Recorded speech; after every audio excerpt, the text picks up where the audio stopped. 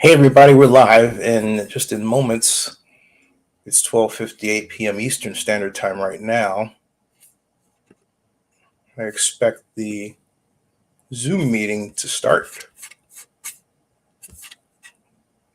A press launch meeting, and I'm waiting for that. Let's see here if I can line up the right one. It will allow me to.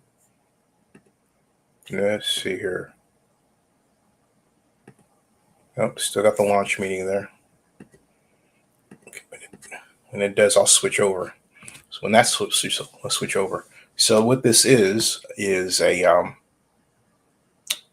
conference call with Daniel Jeremiah, who has been a NFL scout for some years, and more notably and more recently, over the last 6 years, I believe, it's been with the NFL Network. So all around good guy, nice guy like that. And last time I saw him was when I attended the NFL draft in Las Vegas. He was in Kansas City, and so was I, but I didn't see him in Kansas City because I didn't make the luncheon. But we were both there. So at any rate, this is the first time in a long time, I think, I've been able to attend one of the conference calls that he has. And once again, we have the discussion regarding the quarterback, right? The quarterback. And in this instance, let me get one thing as soon as I just get up here. One thing real quick.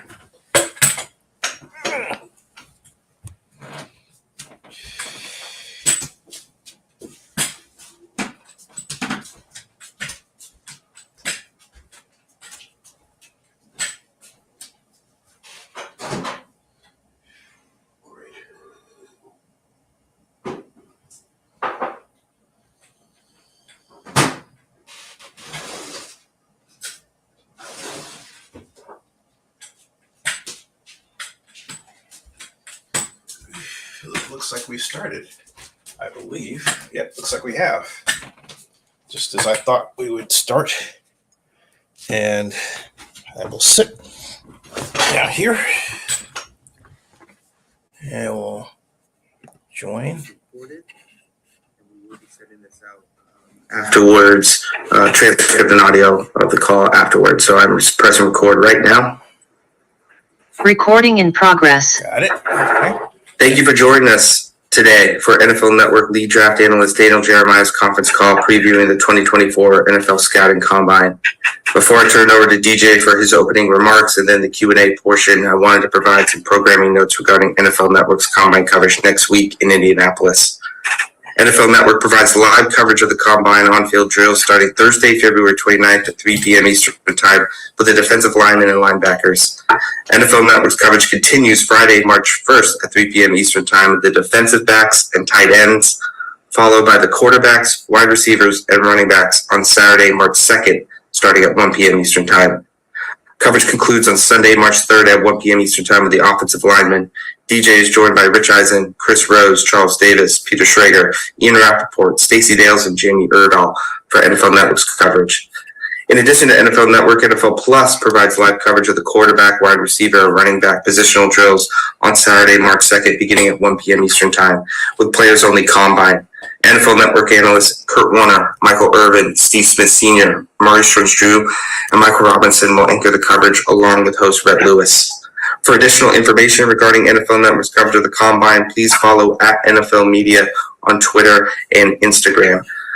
Finally, for any media who will be on site in Indianapolis next week, Daniel will be available for an additional media availability session on Friday, March 1st, around 11:15 a.m. Eastern Time at Podium 6 in the Media Center. I will now turn it over to DJ for some opening remarks. DJ. Thanks, Andrew. Appreciate you guys all hopping on here. It almost kind of feels like Christmas when we do this call every year because it's like this is really happening. We're really getting into the thick of it. We're past the Super Bowl. all the attention kind of goes to the off season and all these teams trying to get better through free agency and the draft. So excited about the combine coming up. It's it's going to be a fun draft. You got quarterbacks, you've got receivers, you've got tackles, offensive tackles. That to me is kind of the highlight that we're working with here. A lot of depth at those positions, and we can jump into this thing and go wherever you want. So appreciate you taking the time to join me. Thank you.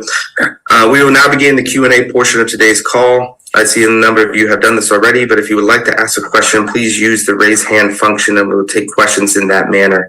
Due to the large number of media on today's call, we ask that you please limit your questions to one, as we will look to accommodate as many as we can. Our first question comes from Nate Davis with USA Today. Nate, you may ask your question. Thanks, Andrew. Thanks, DJ. Good to see you. Just going to ask, obviously, we'll start with the quarterbacks. It seems like Caleb is kind of the number one guy, regardless of who might take him. But just looking back at the past couple of years, just kind of wanted to get your thoughts on maybe him versus the field, kind of given particularly how last year played out and some others. Yeah, no, it's a good question. This is, it's a good quarterback draft. Hey, Caleb to me is a top guy, and when you look at him specifically in his evaluation, try and stack him up with guys from the past. I think just talent. If we're just looking at just pure talent, you can put him up there with really any of the guys we've had, just in terms of arm strength, athleticism, the creativity that he has, the playmaking ability that he has.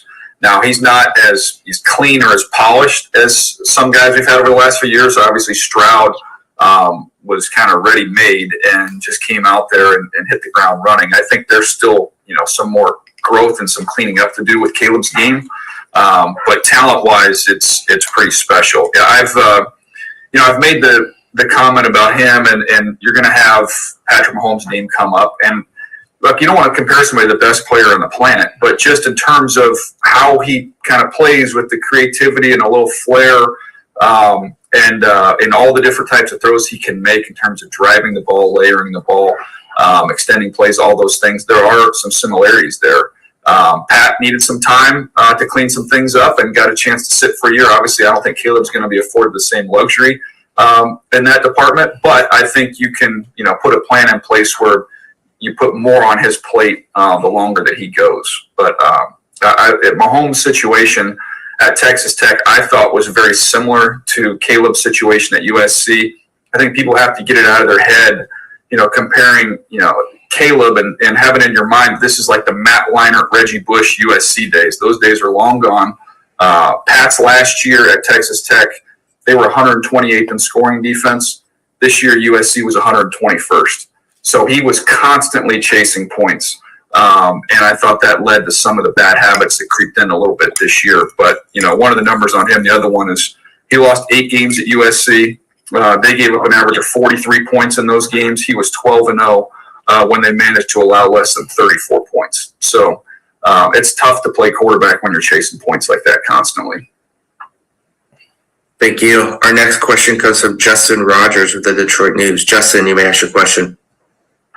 Hey, Daniel, I wanted to get your thoughts on the possible edge market near the end of the first round in relation to Detroit. The Lions obviously need someone to complement Hutchinson with some pass rush potential, and specifically with Darius Robinson in that spot. He's been a popular pick to the Lions, some of these early projections. Is there enough pass rush ability with him to justify this first round buzz he's been getting since the Senior Bowl, or is this evaluation more on his floor than his ceiling? No, I think there's pass rush there. He was kind of in that tough spot where they were trying to figure out at Missouri, is he going to be an inside guy or outside guy because he's bigger? Cam Jordan's the name that you throw around there just from a body type wise. I remember watching Cam Jordan at Cal work out with the skill guys and run with the skill guys because he was such an athlete. You got a guy who's 286 pounds that can really move like that. And I thought he's better as a fit on the outside, standing up on the edge. He can rush through your chest with power. He can really close from the backside. I just thought the kind of the wider alignment with him really helped unlock him. And you saw that at the Senior Bowl. So he feels to me like somebody that's going to go somewhere in the 20s, more than likely. And I think that's, he's worthy. He's got the ability to go in that range. Thank you. Thank you. Our next question comes from D. Orlando Ledbetter with the Atlanta Journal-Constitution. D, you may ask your question. Yes, Daniel. Thanks for joining today. What's your assessment on Brock Bowers? I listened to your podcast yesterday, but to get a feel for it. But where you sense he may go as the top Georgia recruit this year? Yeah, he's tough. He's tough. He's easy to grade. I mean, when you watch him, he's super easy to grade. He's one of the 10 best players in the draft. He's size-wise, speed-wise, I think is going to be is going to favor Kittle. You know, when you look at him, I think once we get a chance to see him, I don't think we'll see him do much at the combine. I think he might be one that's waiting to the pro day. We'll have to wait and see on that one. But similar size, similar speed, plays with just tenacity, especially with the ball in his hands. That's where he's at his best. In the run game, you know, when he can get into guys, he can finish them. You know, he's not the tallest, not the longest guy, so there are times he's not able to quite do that. But, everything he does, separate, easy. He can go get it. He can climb the ladder and go up and get the ball. And then really the run after catch stuff is what makes him special. The challenge is then figuring out where does he go in the draft. And I think when you look around the league and you see most of these top tight ends that have come on day 2 or even beyond that, teams are now saying, okay, we can find that other tight end. Maybe we don't get the top guy, but we can get a really, really good player who might end up being the top guy without having to pay that premium. And I also think the Kyle Pitts thing, you know, Kyle Pitts is as talented as any tight end that I've ever evaluated. And, it's just you're still dependent on the position of the quarterback. So depending on what you can get out of him. So that coupled with the money difference, the savings you get by taking a premier position in the top 10, it's tough to place him to know how high he's going to go. Thank you. Our next question comes from Ryan Dunleavy with the New York Post. Ryan, you may ask your question. Daniel, thanks for doing this.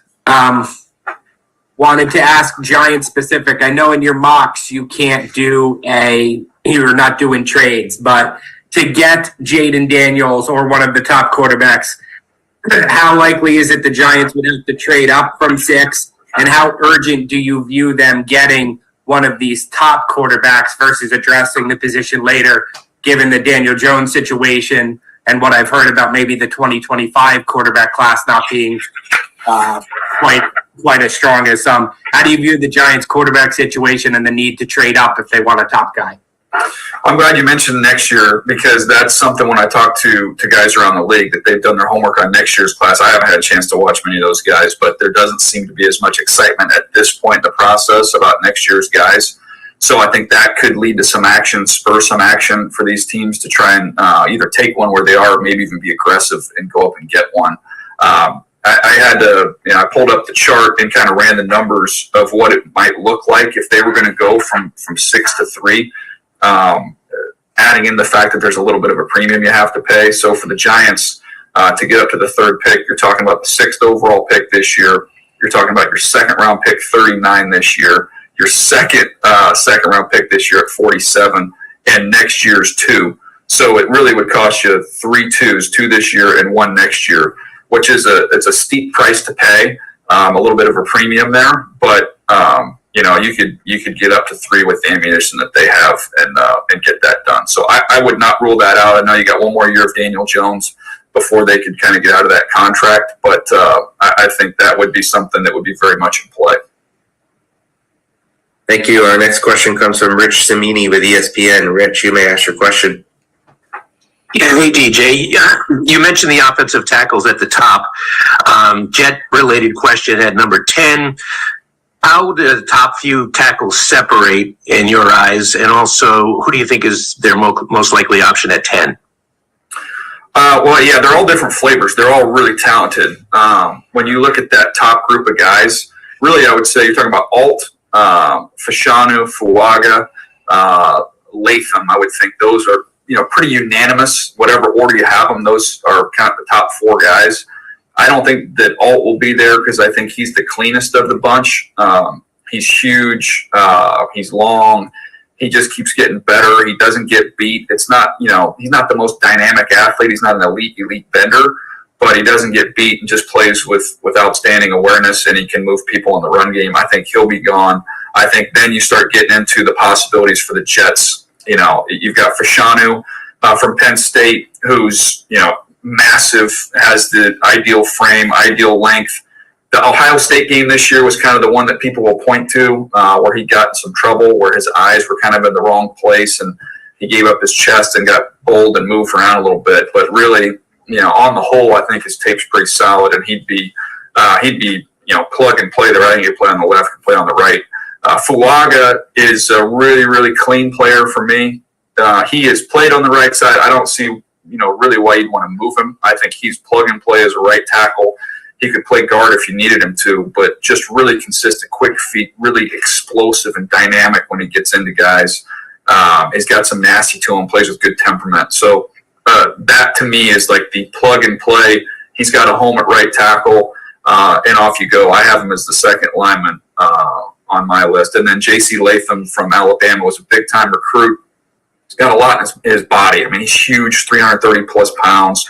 He's got torque and power, especially in the run game. He can anchor all day long. He had some issues, more so than the other guys, with just, you know, some of the games and stunts and twists that they saw. I thought his eyes were a little bit late. He got a little bit of trouble with that. So he would be the fourth guy for me in that mix. But I would say Alt's gone. Fashanu probably is gone.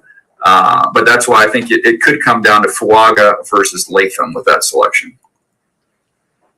Our next question comes from Ben Standig with The Athletic. Ben, you may ask your question. Hey, Daniel, thanks for doing this as always.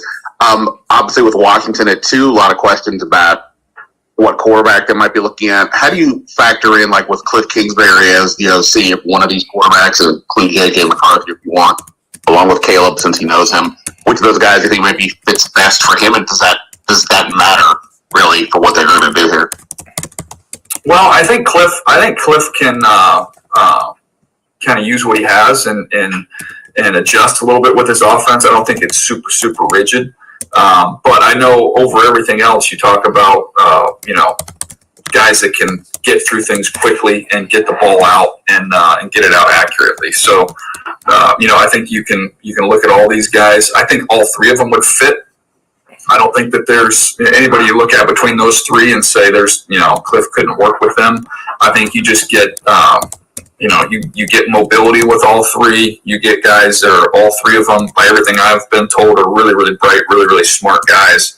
So to me, it's more about kind of the ceiling of them, of what you think they can be. And, you know, Drake May, with just having a little more, you know, prototypical size and playing in kind of a rugged division, I think that might be more of a you know, a decision making point, more so maybe than the offense would be the, you know, the location and the division and playing outdoors in Washington. So that to me would lean a little bit more towards Drake May.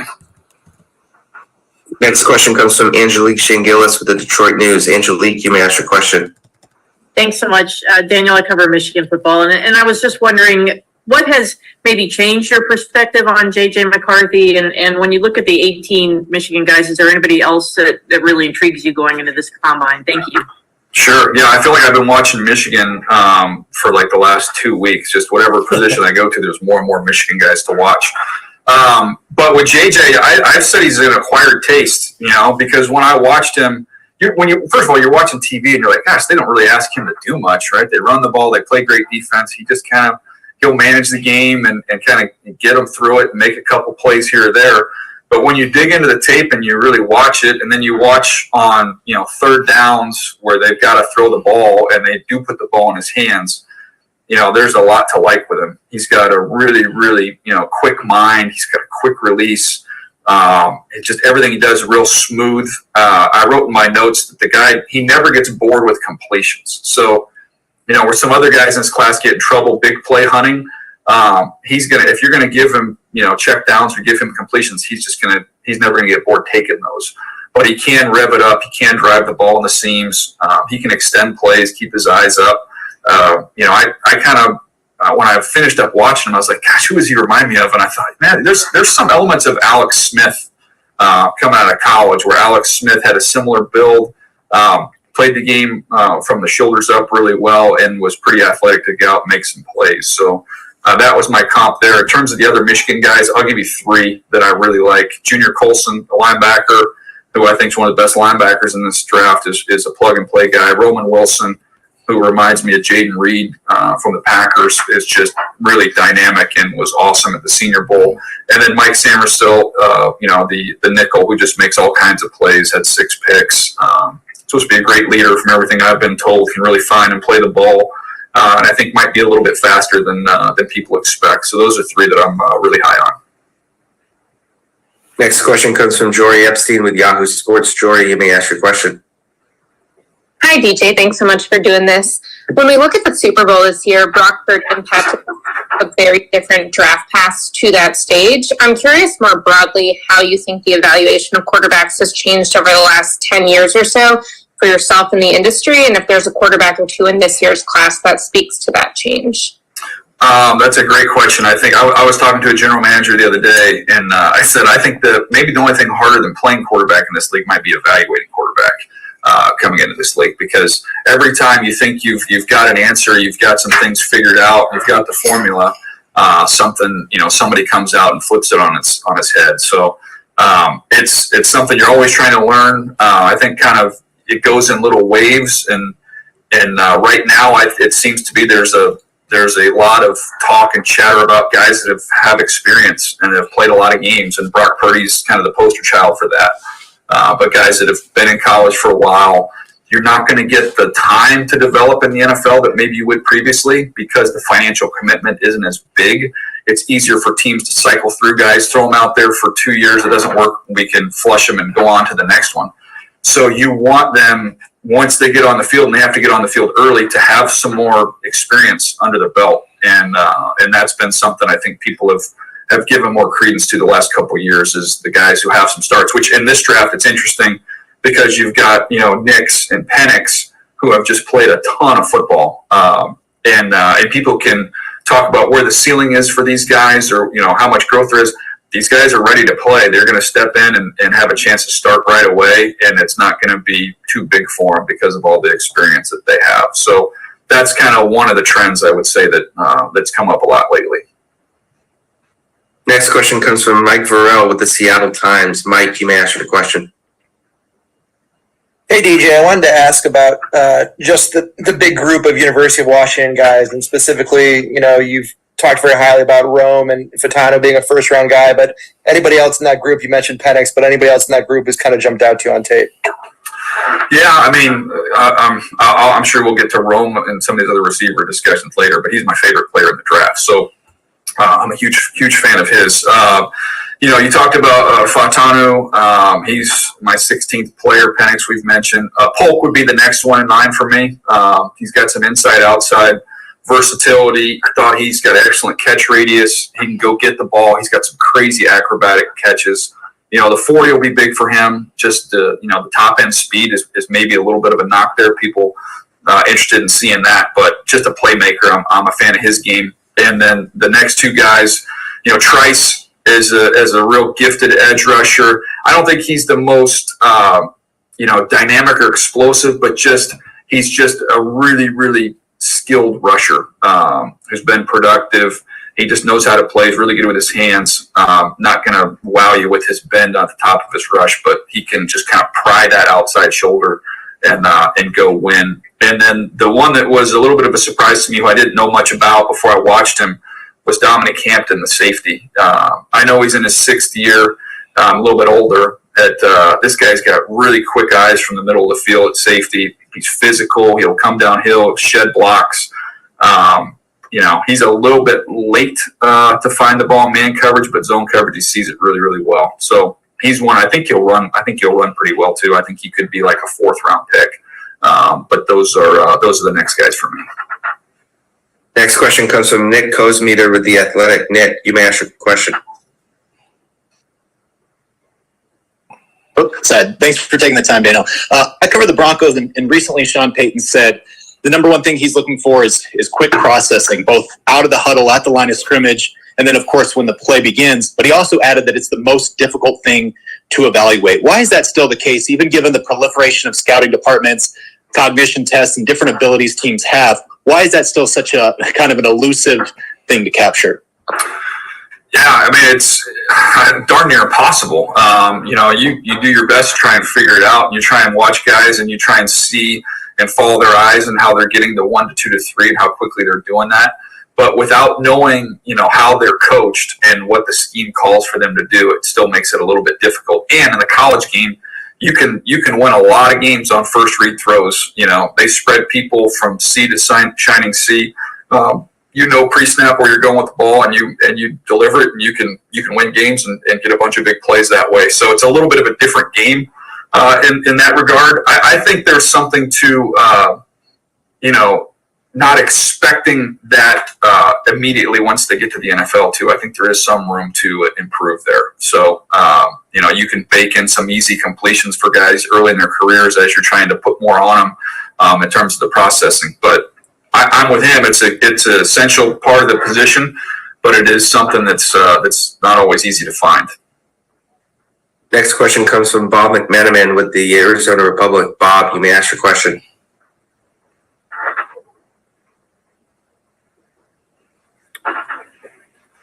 Bob, please unmute. You may ask your question. Sorry about that, guys. Questions about the Cardinals at number 4 and the receiver situation. Obviously, Marvin would be the guy up there, we think. But if he's not, are you sold that Rome or Malik is a value pick at 4, or would you go with one of the tackles? I would take one of the wideouts personally. I think if you just look purely off of grade and not positional value. I tweeted this out the other day. I think you could make a case the 3 highest graded players in this draft are those 3 receivers. They are outstanding. I think they're all going to be number 1 guys where they go. So you get different flavors. With Marvin, you kind of get the big power forward who can who's got some really good quickness for a big guy and really tracks the ball extremely well. Adunze is going to be close to 220 pounds. I think you're going to see him run in the low 4.4s, and who's got unbelievable tracking skills to go up and get it, and combat catches, physical. Like if you're in Arizona and you see him, I think you'll see similarities to Fitzgerald just in terms of how he attacks the ball and goes and gets it. And then Neighbors is just like a stick of dynamite. I mean, he's super, super explosive. Just get the ball in his hands and let him go. I think there's more to him in terms of a route runner. I think he'll get more opportunities to show that at the next level.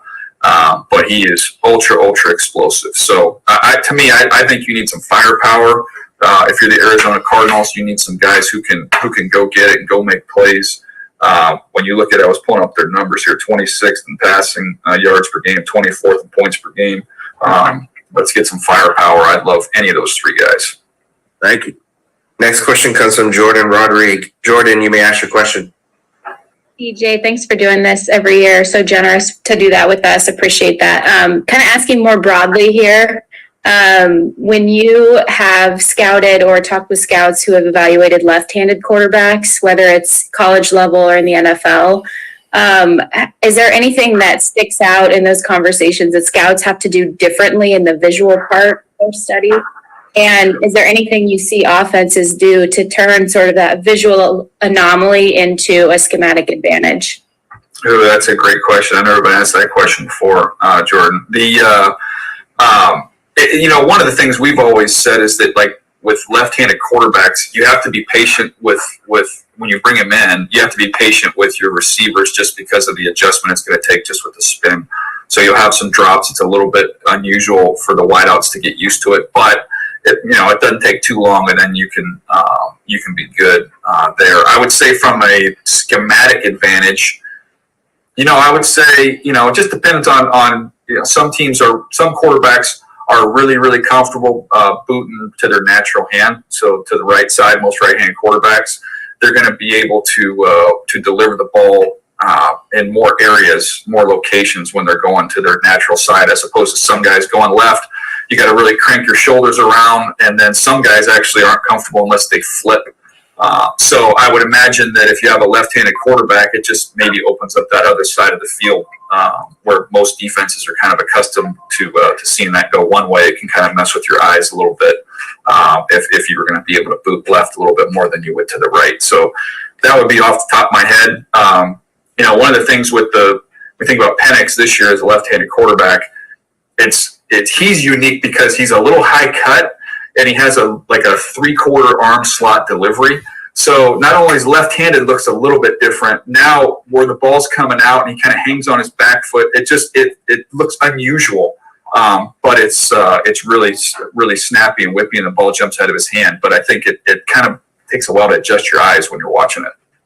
Thanks, DJ. Next question comes from Howard Eskin. Howard, you may ask your question. Hi, DJ.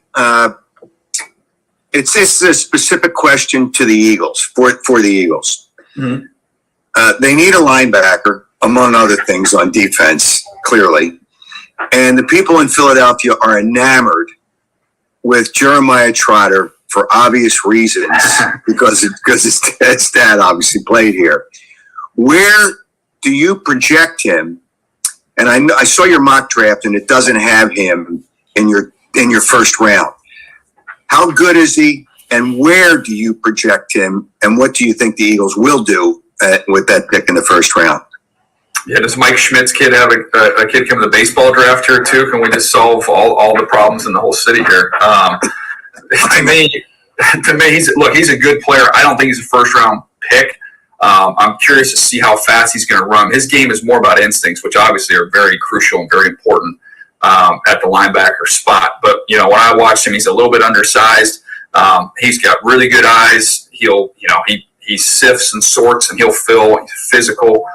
He can thud off blocks, which you don't see a lot of guys take on.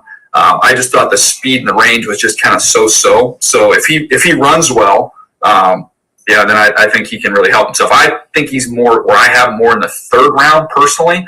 But shoot, he goes out there and moves around really well and kind of aces the rest of the tests here. I think he can find his way potentially into the second round. In the linebacker draft, it's not a great off-the-ball linebacker draft.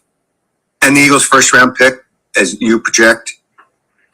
Oh, Eagles' first round pick before free agency, Howard? Yeah. I think when you look at what's going to be there, I think the value is probably going to be at the corner position. I think there'll be some good corners there. So I think I have him taken from Missouri. To me, I would love it if somehow you could get Quinyon Mitchell, but I think he's probably, after the Senior Bowl and the tape that he's put out, he's probably going to be long gone. Thank you. Thanks, Tim. Thank you. As a reminder to the media, if you wish to ask a question, please utilize the raise hand function. We will get questions in that manner. Our next question comes from Eric Smith. Eric, you may ask your question. Hey, DJ, thanks for doing this. With the Chargers at 5, it seems like they could have some options there. But what's the scenario you see where they could actually trade down from that spot? Well, I think if you're the Chargers and you want to trade down, you're praying that the fourth quarterback emerges from now to the draft. I think when it's all said and done, it feels like it to me that you're going to have the three quarterbacks go 1, 2, 3. When we get down to it, whether that's with New England taking one or either them or Washington trading out somebody coming up. But it just feels to me, talking to people around the league, that seems to be the expectation. So if you're looking at who you're going to trade for, well, I don't think because there's those three top receivers, I don't know that anybody's coming up for one of those guys. The tackle depth is really good, so even though you've got players worthy of trading up for, there's so many of them that I don't think that would be the case. I think you're rooting for J.J. McCarthy.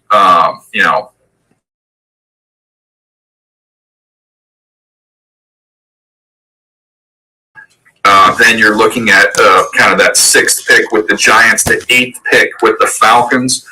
Those viewed as quarterback potential teams, then they'd be sitting in a pretty good spot for somebody trying to come up, which would be pretty nuts if 4 of the first 5 picks were quarterbacks. But I don't think it's out of the realm of possibility. Meeting, though. Next question comes from Michael Middlehurst Schwartz with USA Today. Michael, you may ask your question. Here you go. Hey, DJ, thanks for doing this. I wanted to get your take on what you think about how this quarterback class measures up in terms of depth for starting caliber guys. If you can't get Caleb Williams and you're a team in that range of Commanders to Broncos or Raiders, and you have to supposedly settle, how confident can you be in finding a high-quality starter from the next level of guys from May down to maybe later options like. I really think that Bo Nix is going to be a starter pretty early on. Gosh, the guy started 61 games, played really well last year. He's accurate. He makes good decisions. People can talk about the ceiling, the upside. I think his arm's a little bit lighter than maybe you give him credit for. He just executed the offense as it was designed there. And I know some people get hung up on what happened with him at Auburn. And it's like, man, we've seen so many examples of quarterbacks shining at their second spot. And I actually think, him and Penix, both those guys going through adversity and their first stop, I think is good for them wherever they land. But I think there's those 6 guys I think are, have starting potential. So I think there's, I don't, if you have a guy and you think he's the 28th player on your board or the 27th player on your board and you're picking 12 or 14 and you need a quarterback, it's very easy to talk yourself into that. Next question comes from Andrew Callahan with the Boston Herald. Andrew, you may ask your question. Hey, DJ, it's good to speak with you. Thanks, as always, for taking the time. I know we're asking you a lot about evaluating players here, but I wonder if you could give a scouting report on an executive. Elliot Wolf, taking over in New England. What do you know about what he values, what his process is like with the Green Bay background, and how do you see the Patriots' philosophy changing under his leadership? Well, I don't know him personally well. We were scouting on the West Coast together a million years ago. Gosh, it's probably been 20 years now. But so you always watch people. Scouts, we know, you kind of know who everybody is and you pay attention. He was always somebody that worked hard. Obviously, when you have the family history that he does, it'd have been easy to maybe try and coast or cruise. He never did that. He started at the bottom. He worked his way up. He kind of grinded through it. In terms of how it can change, I would say the Patriots were maybe one of the more niche drafting teams in the league where they catch you off guard a little bit because it was so obsessed with fit that they might take a guy 2 or 3 rounds before anybody else in the league would take him, and they don't really care because they're just winning trophies every year.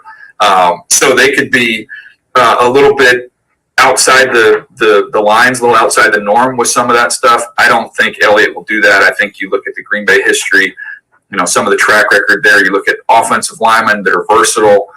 You look at wide receivers who have kick return background. They're really, really good after the catch. Those are some of the traits that jumped out to me from the Packers and the way they've done things forever and how he would have been trained up just from his dad. So I think those would be a couple of the changes. Awesome. Thank you. Yep. Next question comes from Mike K. Mike, you may ask your question. Hey, DJ, thanks for doing this. I'm just curious. I know Drake May is your second quarterback and 4th overall prospect, but what can he do during this draft journey to maybe solidify that stance and potential? Sorry, you cut out on me a little bit there. In terms of Drake solidifying it or helping himself through the process, one of the things with him, well, 2 things. I'll give you one thing physically and then another thing he can do. But the one thing physically, and I know in talking to his quarterback coach, David Morris, who does a really good job, I thought there were times this year compared to last year where he got a little elongated, a little long with his delivery. I know they've been working on that. So that would be the physical thing I'm looking forward to seeing, whether that's at the Combine or his pro day. Just seeing if he's been able to tighten that up a little bit. And then the second thing is going to be just meeting with teams. I think it'll be helpful for him to explain some things because when I watch the tape, I have questions of just, man, he gets a lot of unblocked pressures and there doesn't seem to be answers, whether that's, a hot route, whether that's in terms of what they're doing protection-wise to help him out. That's something when you're watching tape, I'm watching it going, man, I would love to sit down with him and kind of go through this and say, did they give you the answers here? Is this something you could have done here? Is this something on the outside that wasn't corrected? I don't know. I just feel like there's a lot of times where I'm watching him with pressure in his face and I freeze it and I'm like, I don't know where the heck he's supposed to go with this thing. So that'll be something that he can help himself just by being able to go through that tape and explain it to teams. But the ability, the size, the arm strength, the athleticism, the playmaking stuff, it's all there. Next question comes from Dave Burkett with the Detroit Free Press. Dave, you may ask your question. Hey DJ, good to see you as always. Good to see you, bud. I asked this just because it's a copycat league, but the Lions were maybe a little bit unconventional last year, going running back, linebacker, tight end, safety early, positions down the pecking order. And all those guys had pretty good rookie years. What impact, if any, do you think that could have on other teams or decision makers? Like, will there be a Lions effect where teams say, screw the positional value or traits or whatever, and I'm just, what matters is what I'm getting now out of the draft? I might surprise you with this answer. I don't think there's going to be any copycat here because I think we focus so much on them, taking those, quote unquote non-value positions, but we've ignored the fact that when you've already built the foundation, then you can go do that. I mean, that draft was successful because of what they did, what Brad and those guys did previously to build up the line of scrimmage on both sides. They had the quarterback in place. They hit on a home run on the wide receiver. So the expensive premium positions, they'd already built the foundations. That freed them up. It's a huge advantage over the rest of the league where you can take, the running back. You can, obviously the tight end hits a home run. You can take off the ball linebacker. You can do those things once the foundation is built. I still think personally the right thing to do is to build the foundation, and then you can go do what the Lions did last year. But I'm not so certain that as great as those players were, it was awesome, that you would have seen them flourish and shine as much as they did if they didn't have the quarterback in place and the offense and the defensive line in place. Thank you. Yep. Next question comes from Arnie Stapleton with the Associated Press. Arnie, you may ask your question. Hey, DJ, thanks again for doing this. I wanted, now that we've hit full throttle, so to speak, on the transfer portal in college, I'm curious, it used to be that if a player had multiple schools, multiple coaches, it was a red flag for the talent evaluators. I'm wondering, has that diminished entirely? And then secondly, does the NIL sort of give talent evaluators another inflection point? You can kind of see how a kid might have handled fame and fortune before they even get to the pros. Yeah, I think there's good sides to it. I think you brought up a great point there at the end. One of the, there's two things. If you look at players that you miss on, I know I always go back. There's always plenty to choose from of guys that I missed on over the years and try and self-scout. And when you talk to teams and get information on maybe why it didn't work out, two things happen a lot are they don't know how to handle adversity. And then the other thing is sometimes they don't know how to handle, money, fame, all that kind of stuff that goes along with it, all the distractions that money can bring. So now you're getting a chance to see them in that situation, basically be a professional before they even get to you and see how they handle themselves. So I think that can be a plus. The transfer thing in terms of impacting guys and grades, no, I mean it's not really an issue anymore. I know once upon a time you could say, oh, I didn't work out here or there. It would come up in draft meetings, but I mean, I'm getting to the point now where I'm old enough to remember when I first started in 2003 that I remember discussions in the draft room about a player having tattoos. And I think about how silly that is when we fast forward 20 years ago. So some things become less and less important, and nobody really cares about the transfer thing anymore. Thank you. Next question comes from James Crepia with the Oregonian. James, you may ask your question. Thanks, Daniel. Wanted to get your perspective on a couple of the underclassmen for the Ducks who are in this draft, and Troy Franklin and Jackson Powers Johnson, who obviously was terrific as a starter this year, but just had the 1 year as a starter. You saw that you had them in their top 50 for you. What do you see from those two guys? Yeah, it's fun guys to study. And with Franklin, I gave him a good grade. My first list, he's my 39th player. I liked him a lot. But I think I'll end up coming up on him because I just finished, going through all these guys for the combine, and I saw a lot of corners with a lot of blood on their hands, courtesy of Franklin. I mean, he just runs by everybody. So big time juice, tall, lean, explosive. He can beat press with his quickness. He's clean and out of breaks for a taller guy. It's fun to watch him really track the ball and go get it. A big time home run hitter. So I think he'll go 20s to 30s. He's gonna go somewhere in there. I expect he'll probably run really fast in Indy. We look at the center, Jackson Powers Johnson. It's hard to find guys that big that can move like that. He's 334 pounds. You can't get through him. He just kind of catches guys and absorbs them. And pass pro, he's quick to the second level. He's really good on combo blocks. He's got some nasty to him. He's a bulldog. Got some snap and some pop in his hands. He was having a great week until he got nicked up at the Senior Bowl too. So, I think he's going to find his way into the bottom portion of the first round. He's too clean of a player, and it's just somebody that can anchor your offensive line for the next decade.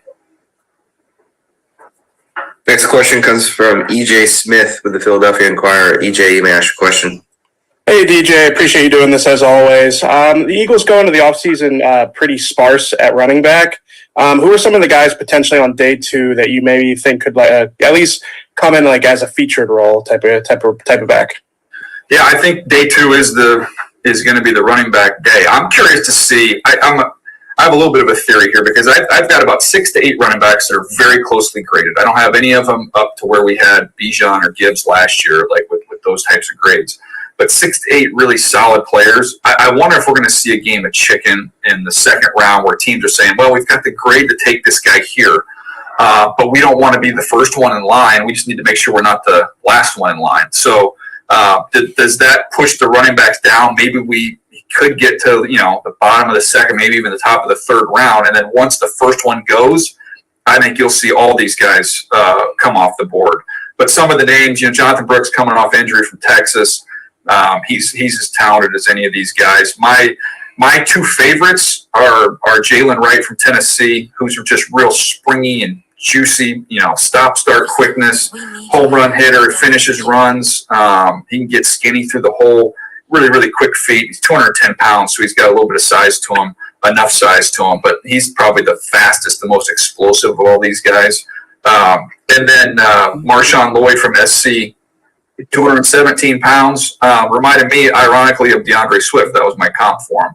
But patient, he's explosive. I think he'll run really well in Indianapolis as well. Kind of an aggressive attacking running style. But those are two of my favorites, along with a little bit undersized version there, Bucky Irving, who reminds me of Devin Singletary. Ultra quick, full speed, change of direction stuff, very elusive. He caught 58 balls too, so good in the pass game. So those are my 3 favorite guys, just in terms of watching them. Ray Davis from Kentucky, Estime from Notre Dame, Braylon Allen from Wisconsin, Trey Benson. Those guys are all in that mix together. Next question comes from Jonathan Alexander with the Houston Chronicle. Jonathan, you may ask your question. DJ, thanks for doing this. I appreciate it. I'm curious, as I'm sure you've talked to many people around the league. I'm curious why you felt like, looking back, so many people had Bryce Young number 1 over CJ Stroud. Considering the years, I know a lot of factors are involved in the years that they had, but what do you feel like people were at all? What happened? What kind of changed the perspective of teams as they evaluate these quarterbacks? Yeah, to me, it's hard. It's hard to figure it out every year. You can say some years it's the smaller guy that's better. Other years, a bigger guy. Some years it's a big school guy. Some years it changes all the time. But with CJ, I knew he was a really gifted thrower. The combine last year, I said it was as good a combine session as I've ever seen from a quarterback. Always on balance, every type of throw, always using the amount of pace on the ball that's necessary, not more, not less. He was outstanding as a thrower. I thought with him, prior to the Georgia game, it was okay. Well, can he create? He's kind of a stationary guy. Can he create? Uses athleticism, and then the Georgia game showed you in that game absolutely he could do that. But then outside of that, to be able to play as fast as he has I don't know that I've ever seen a rookie come in and see everything so clearly and play with just ultimate confidence. I've never, I don't know that I've seen a rookie do that and trusting what he sees like that. So to me, I don't know if anybody could predict it would be that good, that fast. So that was, congrats to the Texans. They hit an absolute home run. And then with Bryce, hey, let's be a little bit patient here. I know it didn't look good last year, but with quarterbacks, you think about the things you'd love to have in place. We always talk about the 3 Ps. You want protection, you want playmakers, and you want a play caller. Well, he had a bunch of different play callers. His protection wasn't very good, and they don't have much in terms of playmakers. So let's let some improvements take place in Carolina before we cast him off. So I'm still bullish on him and excited to see him get a little bit better opportunity. Next question comes from Adam Beasley. Adam, you may ask your question. DJ, how you doing, man? Good, buddy. So I wanted to ask you about the Dolphins are 21. I see you have an edge rusher for them. What's your philosophy on picking them in the 20s? You're not going to have, obviously, the cleanest prospects you'd have earlier in the draft. Would you go with a solid, just plug-and-play type, or would you look for upside in that range? Well, to me, you're the Miami Dolphins. You're right in the smack dab in the middle of your window. To me, you can look at upside, guys that are ready right now. I would probably look, I always think about what Oz Newsome used to always say, let's just hit doubles in the first round, don't strike out. I think I'm the Miami Dolphins. I want somebody to come in and can help me that I feels a rock solid player ready to roll right now. That would be, kind of the area that I'd be leaning to. If you have a choice between player A and player B, I might be a little more conscious of the floor, just personally where they are. And a lot of times those high floor picks end up being really, really good players. Thanks, man. Next question comes from Antoine Staley. Antoine, you may ask your question. Hey, DJ, I wanted to ask you about the Jets and just kind of day two, what they're looking at. Obviously, they don't have a second-round pick due to Aaron Rodgers, but just potential targets you might see for them because they need wide receiver help, maybe some safety, defensive tackle, and maybe some depth on the offensive line, too. Look, everybody's talking about the Jets. Do you go wide out? Do you go tackle with that first pick? I know one thing. If you can get the tackle, I feel a lot better about the third-round wideouts than I do about the third-round tackle. So that to me would make that I would lean more in that tackle direction early because in the third round you got some really, really interesting guys. Malachi Corley from Western Kentucky's got big time juice, big time run after catch stuff. He is a total stud. You've got Roman Wilson from Michigan who can fly. I talked about him a little earlier. Ricky Pearsall from Florida, who's just a real loose, fluid, excellent route runner, and got some insane catches. They won against Charlotte. He might have the catch of the year of all these guys in the draft. His catch against Charlotte's ridiculous, but real quick, real fast, and can make some things happen after the catch. I can go on. There's a bunch of wide receivers. Every year we do this. Every year we talk about this. It's a really, really intriguing mix of wideouts. So in the tackle wideout discussion, I think if it's close, you go tackle early. You can come back for the wideout safeties in that third round range. You've got Javon Bullard from Georgia, good player. We'll see what happens with Jaden Hicks from Washington State. If he runs well, he'll probably be gone by then. But you also have like Malik Mustafa from Wake Forest, Tyke Smith from Georgia. There's some interesting guys, some interesting safeties. I don't think it's a great safety class. I don't think we even have one. Maybe Newman goes in the top 50 from Minnesota in the second round. But we might not have a safety in the top 50 picks. It's possible.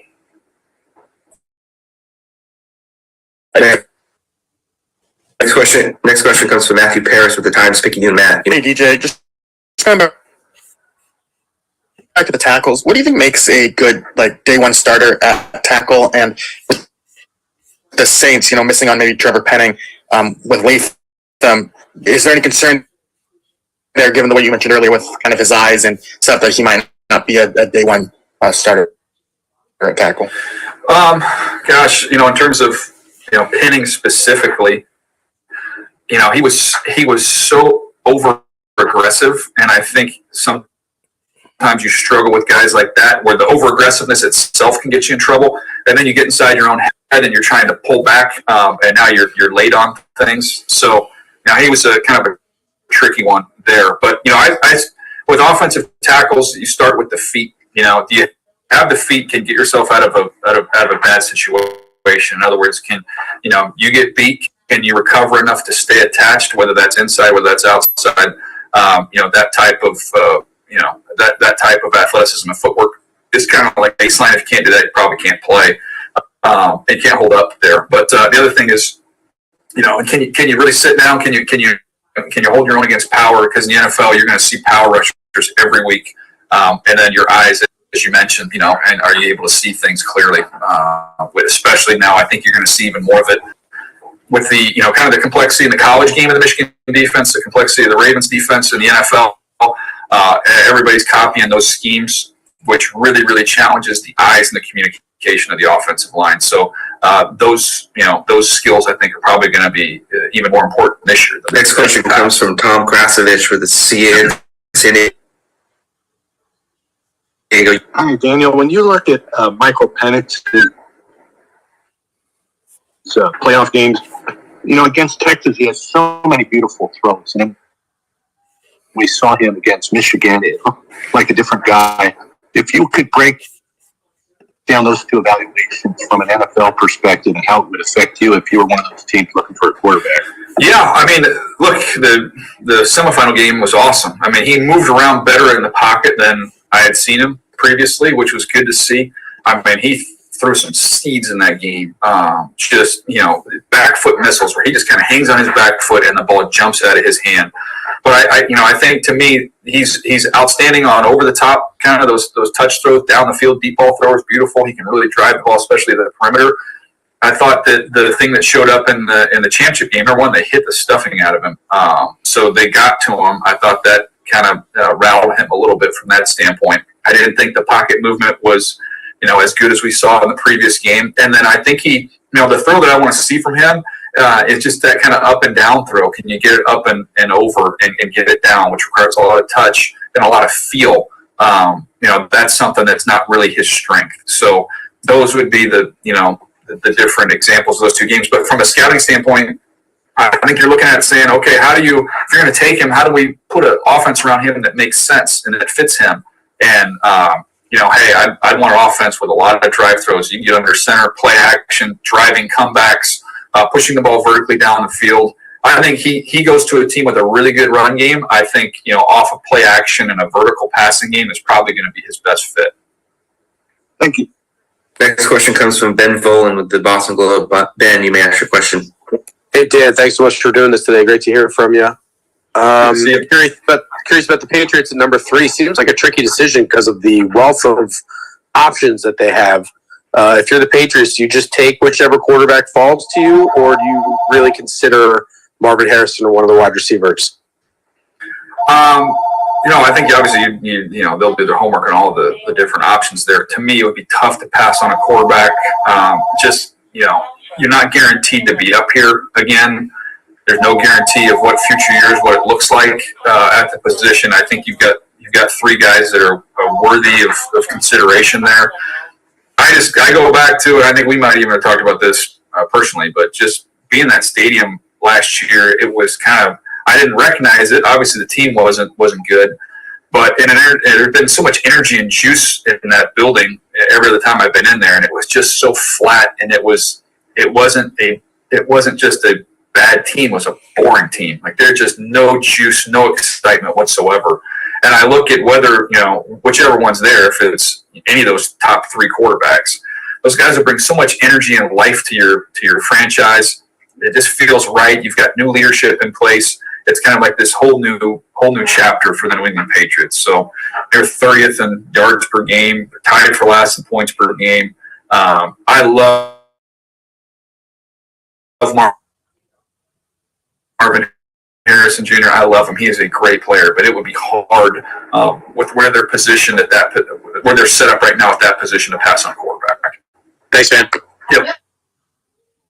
Next question comes from Q Myers. Q, you may ask your question. DJ, with that being said about the Patriots in there at number 3, if they chose to trade back and a team like the Raiders is in there, the team try to make that huge move all the way up there, what would that cost? I think I've got that for you. We ran the numbers on some of these trades. This would be the Raiders. Let's see here. Yeah, the Raiders go up to 3. So here's your cost for the Raiders to go up to 3. It would be the 13th overall pick. It would be your first round pick and third round pick in 25 and your first round pick in 26. So, not cheap. A couple ones 13th this year, and then 2 more. So 3 total ones, as well as a 3rd round pick, which, man, if you love a quarterback and he can be your guy for the next decade plus, I could get behind that. We'll talk about this at the combine on the coverage when we do some of these quarterback chats. The track record of the quarterbacks that got traded up for has not been good. There's usually a reason why teams are willing to move off that spot, and that hasn't traditionally boded very well for the teams who are aggressive coming up for guys. So one thing to keep in mind, but man, if you love it, and it's a bold move, but I don't know who their quarterback is right now. So if they don't land somebody in free agency, maybe that even makes them more inclined to go do that. You also have the Antonio Pierce connection with Jaden Daniels at Arizona State, so I'm sure they'll know him extremely well. Thank you. Next question comes from RJ Abatia. RJ, you asked your question. Hey, DJ, just curious, what do you think of Caleb's 2 top targets, Brendan Rice and Taj Washington? Yeah, let's start first of all with Taj. He was a pleasant surprise when I watched him because I didn't know what to expect there. He's not the biggest guy in the world, but super, super quick, ultra tough. He went off in their bowl game, too, had a great bowl game.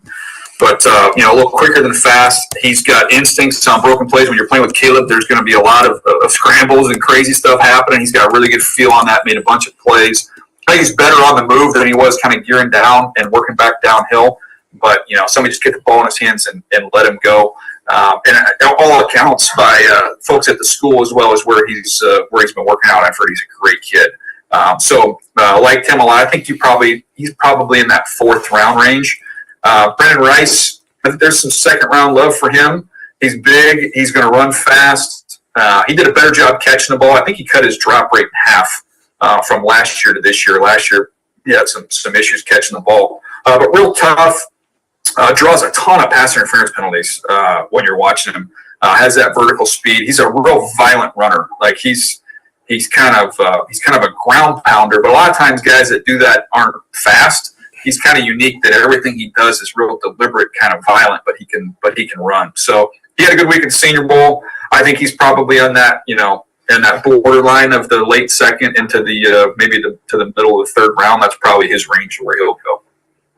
Thank you. Next question comes from Michael Grant. Michael, you may ask your question.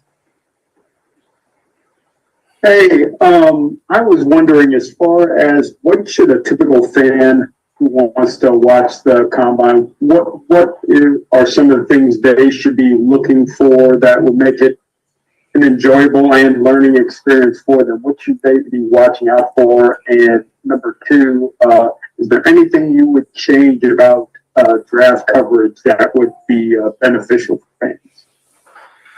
Ooh, good questions. Well, I think you just come for Rich Eisen's wit, first of all. I think that's what's, you're on TV that long. I think that's our number 1 starter there. So that's why you keep it entertaining there. A lot of pop culture references.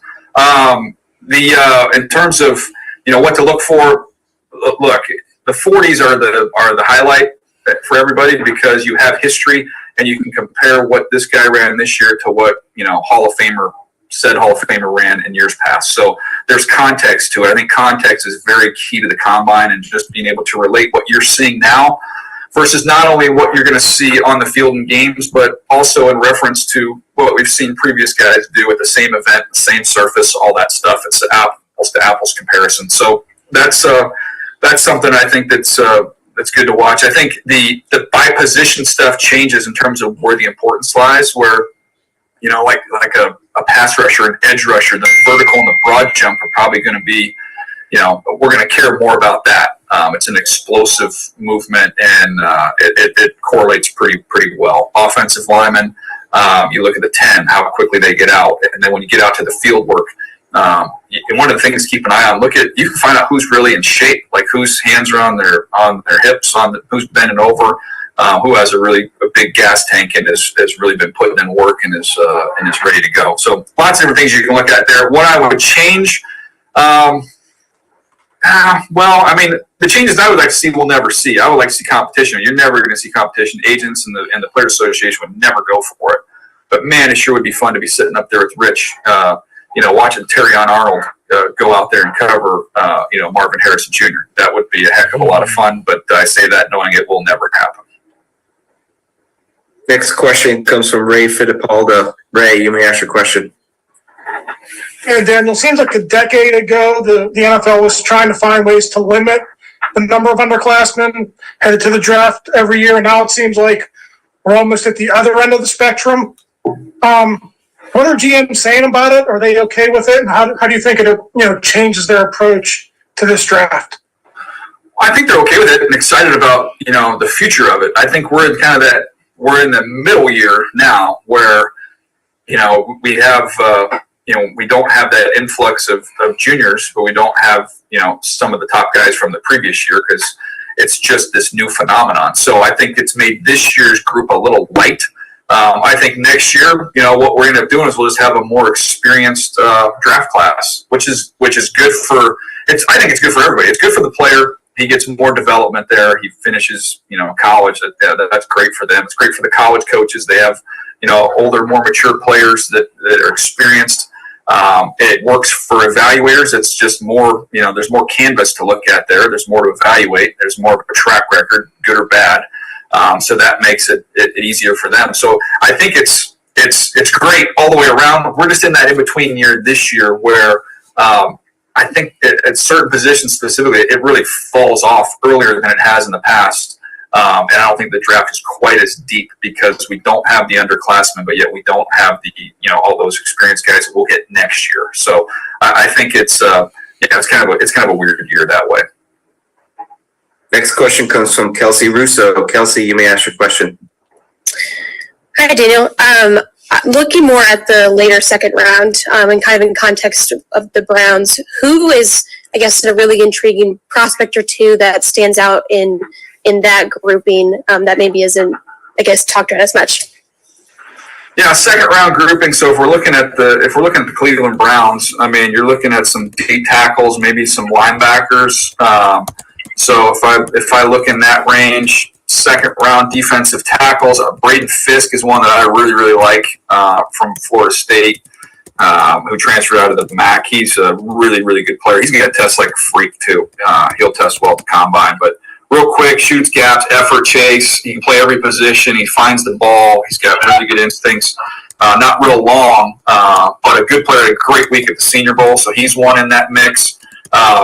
You look at an intriguing guy with Mason Smith from LSU, who doesn't have a ton of production, but he's 6'6", 310 pounds. Really good as a freshman, or really good his first year. Wasn't coming off an ACL last year, didn't quite see the same player, but has some quickness, has some traits.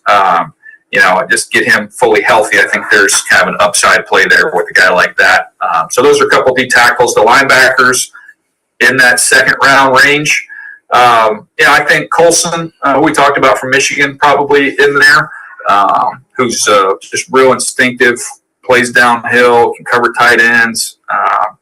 He was hurt. He was beat up a lot this year, played through it at Michigan, kind of show you the toughness and the leadership that you want there from that position. And Peyton Wilson from NC State kind of remind me of Kiko Alonso coming out of college, but wrestling background. Has had some injuries, but really, really instinctive, ton of speed, ton of range, just a really good player. So those two positions in the second round range, that's some intriguing names for me. Thank you. Next question comes from Dave Zangaro. Dave, you may ask your question. Hey, DJ. I know cornerback has been a popular position for the Eagles at 22. How do you see the value lining up there? And then when you kind of look at the depth at corner in this draft, is it worth it to get one in the first round? I think it's worth it. I mean, I think it's a good group of corners. I think I have about 14, 15 kind of with that top 3 round grade range there, which is a good number.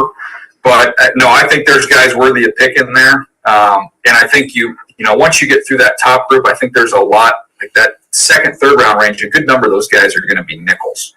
So in terms of guys that can play outside, with the versatility to play inside, I think there'll be good options for them there. Once I get my question, where they're I'm going to picking. let this one. Wiggins is one I'm curious about. Keep an eye on from Clemson. He's he's big, ultra fast, a really, really fluid kid, and I think you'll see him kind of rise up as we're going through the process. Cooper DeJean from Iowa is pretty intriguing as well. Those guys are kind of in that range for me. I think I have him taking Rakestraw from Missouri, he's my third corner. Kind of has some Slay to him. Kind of built a little similar to Slay. Really just tough, feisty. Can press you, plays with a ton of energy, which I love, which I think they would get a kick out of there in Philly. Just passionate, energetic dude, but real fluid, real fast, real tough. Next question comes from Garrett Downing with the Baltimore Ravens. Garrett, you may ask your question. Hey, Daniel, just in terms of the Ravens, I know in your first mock you have them going offensive tackle in the first round, and certainly they have potential needs there with some questions at that tackle spot. I'm curious if you like the options for the Ravens who could be available at the end of the first round at the tackle position, and just kind of what you make of this tackle class. Yeah, it's a loaded tackle class just in terms of that top group. I mean, there's 10, 11 guys that are really interesting. I think we'll see a bunch of starters, a bunch of day ones starters out of that tackle group. In terms of trying to guess, especially pre-free agency of what the Ravens will do, they're one of the reasons why they've been so good is they've been a best available team, and everybody says that, but what it usually means is best available at the position we need. The Ravens truly will use best available. They will take the best guy that's there, and if it happens to be a tackle, they'll do it. If it's another position, they won't pass up talent. So I think in that one, I had Mims falling down there. Probably unlikely he makes it that far. A huge mammoth tackle from Georgia, but you've got Tyler Guyton and Mims as kind of these two big, just kind of freaks, like just big, physical, athletic, kind of rare guys. They're a little bit raw, but there's a huge upside there. If one of those guys were to fall to him, I think that would be a home run pick. Next question comes from Chris Bumbaco with USA Today. Chris, you may ask your question. Hey, Daniel, thanks for doing this. I think you just referred to Cooper DeJean as an intriguing prospect. What stands out to you when you're evaluating him, and which secondary spot do you see him gravitating toward in the NFL? Yeah, I think he can play anywhere. That's one of the things I love about him is, you're drafting a big-time athlete who's just got, he's got football instincts, he's got ball skills. At corner, there's one little thing that just bothered me a little bit. I just think there's a little bit of a pause in his transition.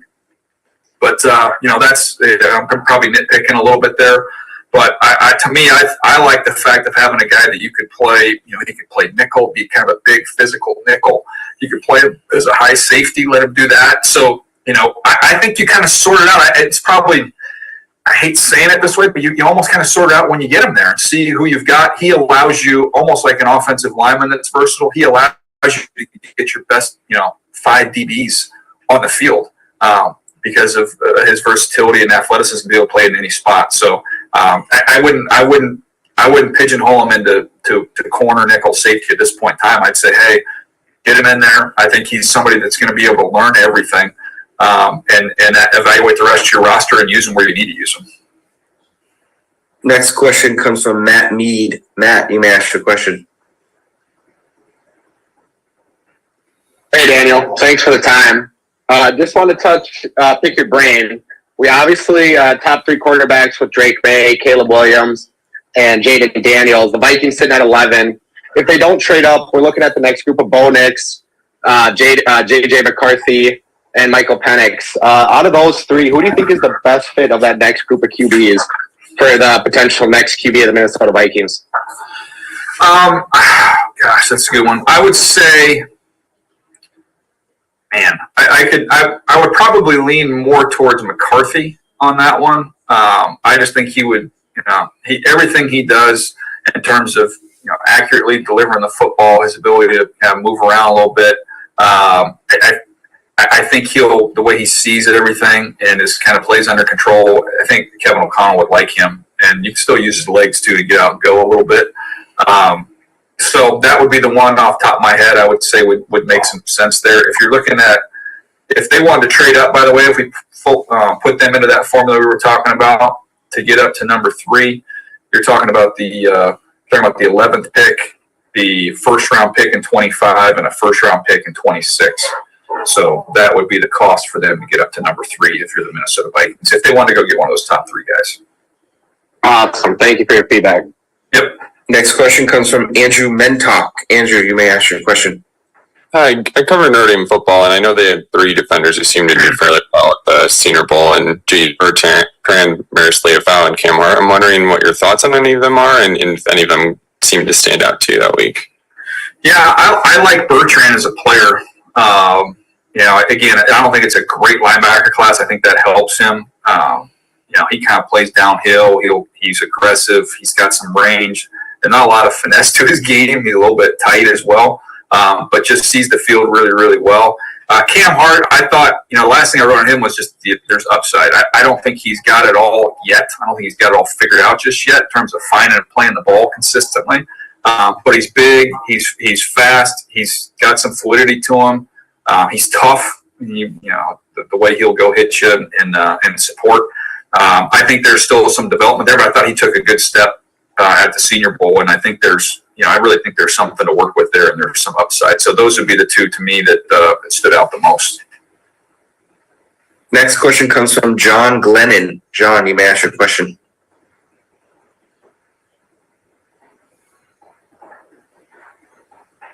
All right, we'll go to the next one. Our next question comes from James Johnson. James, you may ask your question.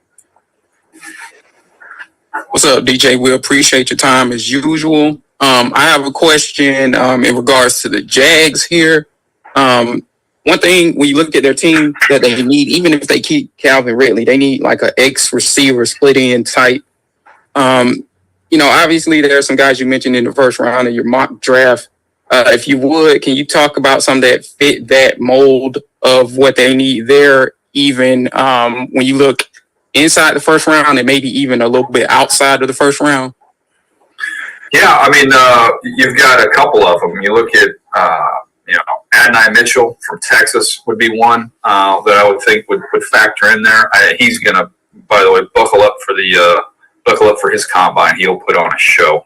He is going to fly. He's going to jump out of the gym. Both the Texas kids are going to do really well. But anyways, he would be one who could fit that role. Keon Coleman from Florida State's another one. Have those guys pretty close together. So those would be 2. A little bit different style. Mitchell going to be much faster than Coleman. Coleman's got that kind of some freaky ball skills, and he can really he can contort himself and adjust down the field. But kind of a physical guy. Those would be 2 off the top of my head. If you want to go down into that next tier, you could start getting like Xavier Legette from South Carolina. Could be one of those guys. There's a bunch of them. There's a bunch of wideouts in this draft. So those would be a couple off the top of my head. Brian Thomas is he's somebody I think could play anywhere from LSU. Big time speed. I wrote on my notes on him: death by slot fade. Jaden Daniels hit him on a bunch of those. So he's somebody who can play inside, play outside, play on the ball, off the ball. You name it, he can do everything. Next question comes from Travis Wingfield with the Miami Dolphins. Travis, you may ask your question. Hey, DJ, appreciate your time as always on these. We saw both Shanahan and McVay this year pivot to a little bit more man and gap running schemes and some more true drop back passes in addition to their wide zone and play action games. I'm curious which players in this year's O-line class have the traits required to be part of an offense that really wants to be that versatile. Yeah, that's good. To me, I always look at interior guys that have some tackle ability, but can also move people. So in other words, like a guy like Dominic Pooney from Kansas, who's played left tackle and then goes inside the Senior Bowl, was excellent there. He's 323 pounds, so he can move people, but he can still move. So I think guys like that give you versatility. Another one, a guy like Brandon Coleman from TCU, probably like in that 3rd round range. That's played left tackle, can kick inside and play guard. He's 316 pounds. So he kind of has that skill set as well, that they can do anything. I really think the top 3 centers are guys that fit that mold as well. With Jackson Powers Johnson, Graham Barton from Duke, Zach Frazier from West Virginia. All 3 of those guys can move you at the point of attack. All 3 of them are over 310 pounds, and they're athletic. So those guys, that's a group of interior guys to me that I think would fit there. And then, the tackle wise, this draft just has a ton of them that should be able to do a lot of that stuff. One guy we haven't mentioned who I really liked is a guy, Blake Fisher from Notre Dame. So he's a good one. He's a right tackle. He has good foot speed. He can get out, do some of the things in space, but he's got some power to him as well. So those are just a few names there that I think would kind of fit that versatile type guy you're looking for. Appreciate that. Thank you. Next question comes from Matt Wenzel with MLive. Matt, you may ask your question. Hey, DJ. Michigan State has only one guy invited to the combine, and Nick St. Mac, offensive lineman. I was wondering if you have a draftable grade on him or any Michigan State player, Jacoby Windman, Aaron Brule, anything like that. Yeah, he's the only one I've done so far.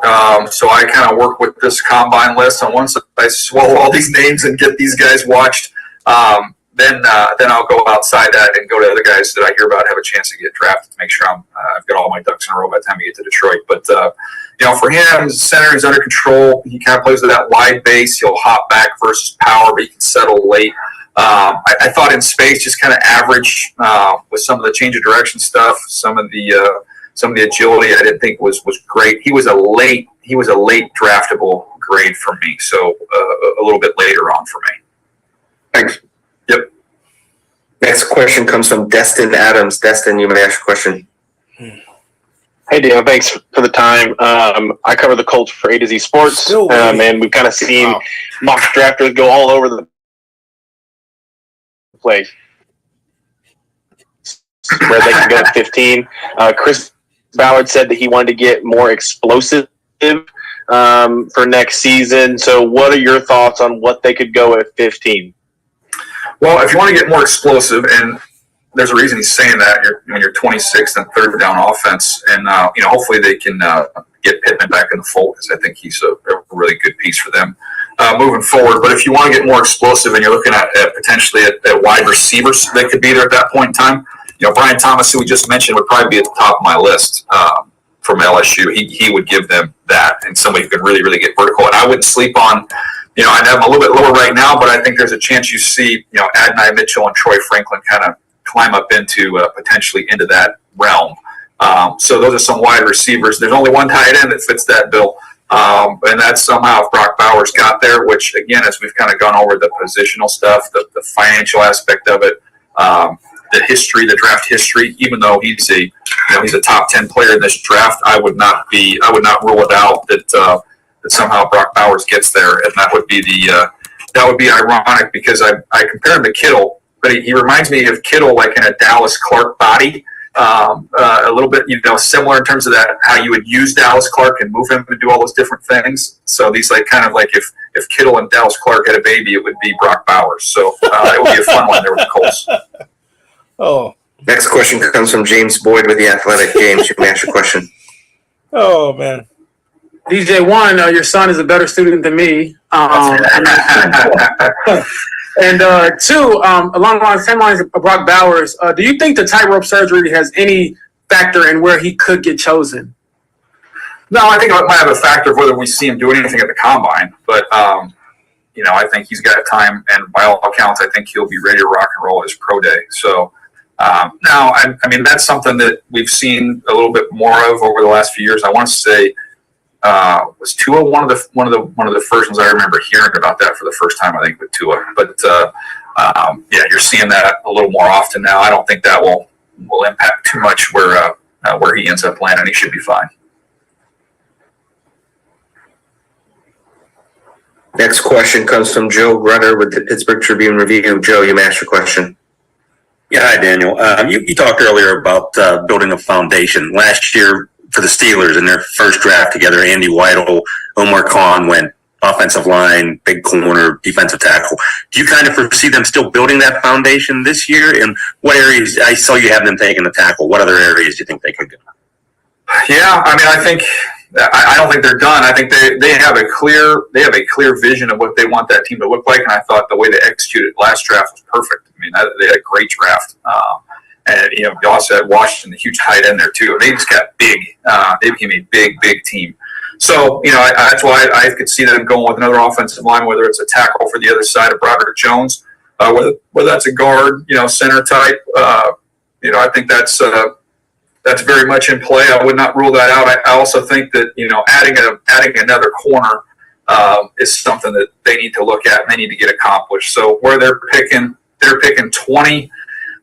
You know, we've kind of talked about that corner list a little bit earlier, but, you know, those are, you know, man, to me, if you want to say like what's a home run pick, like if you could write it in right now, turn it in, and somehow guarantee it would happen, putting Quinion Mitchell from Toledo on the opposite side of who you took last year with Joey Porter Jr., I think would be, man, that would be a heck of a young secondary with Minka at the top of the Christmas tree there. That would be a fun defense to watch. Next question comes from Greg Pickle. Greg, you may ask your question. Thanks so much for your time. I'm curious how your opinion of Penn State cornerback Kalen King has changed over the last year, and then if there's any Penn State players you're especially interested in watching at the Combine this year. Thanks. Yeah, look, I don't think it. You know, I don't think Kalen had the year that he would want. You know, part of it is the tough thing is when you have like marquee players in your conference at a position that you're going to go up against. That's the first tape everybody's going to watch. So when you're watching Penn State and you've got a corner, you are going to pop on the Ohio State game. That's the first game you're going to watch. And Marvin Harrison got after him a little bit in that game. So that's like that first impression is a little bit hard to shake. He's got good quickness. I'm curious to see, you know, the top end speed, how he runs. He's good working downhill. When he can play top down, I think he's a little more comfortable, a little more natural. I just thought there were too many times where he struggled to stay in phase and find and play the ball down the field with his back to the quarterback. So that was a little bit of the issue there. I have him, you know, the grade that I have him right now puts him kind of in that like 4th round range. I'm sure some others might have him a little bit higher, but that's where I have him positioned at this point in time. But, you know, it's interesting on the Penn State side of things. If I was watching an offensive lineman in the Big Ten, Penn State was the first game that I popped on because I wanted to watch them against that front, because not only are they really talented, you know, with Chop and with Adisa Isaac, but those guys play hard, man. I don't know off the top of my head the D-line coach there. I know obviously their history there of having great defensive line coaches, but those guys play really, really hard, and they're great to evaluate other players against. So that was something that stood out watching those Penn State guys. Next question comes from Andrew Mason. Andrew, you may ask your question. Hey, DJ, on looking at the Broncos sitting there at 12, with them dealing with a potential huge dead money hit, still not having full draft capital in the wake of recent trades, is trading up for a quarterback viable for them, especially with some of the other talent available at 12, like you've got them with Jared Verse and Mock? Yeah, I mean, it would be tough. You got no 2nd round pick. There's other holes on the roster. I would say if, you know, Sean's going to have, you know, what he's looking for, the position. To me, it's if you 100% fall in love and he's your, you know, it's the best guy, because, you know, just because somebody might be the number one pick or number one on another board doesn't mean he's number one on your board. But if you've got a guy who you think is the best one, who you think is a cornerstone at the most important position for the next decade plus, and you have conviction, I don't have any problem with it, even though you might have some other holes to fill.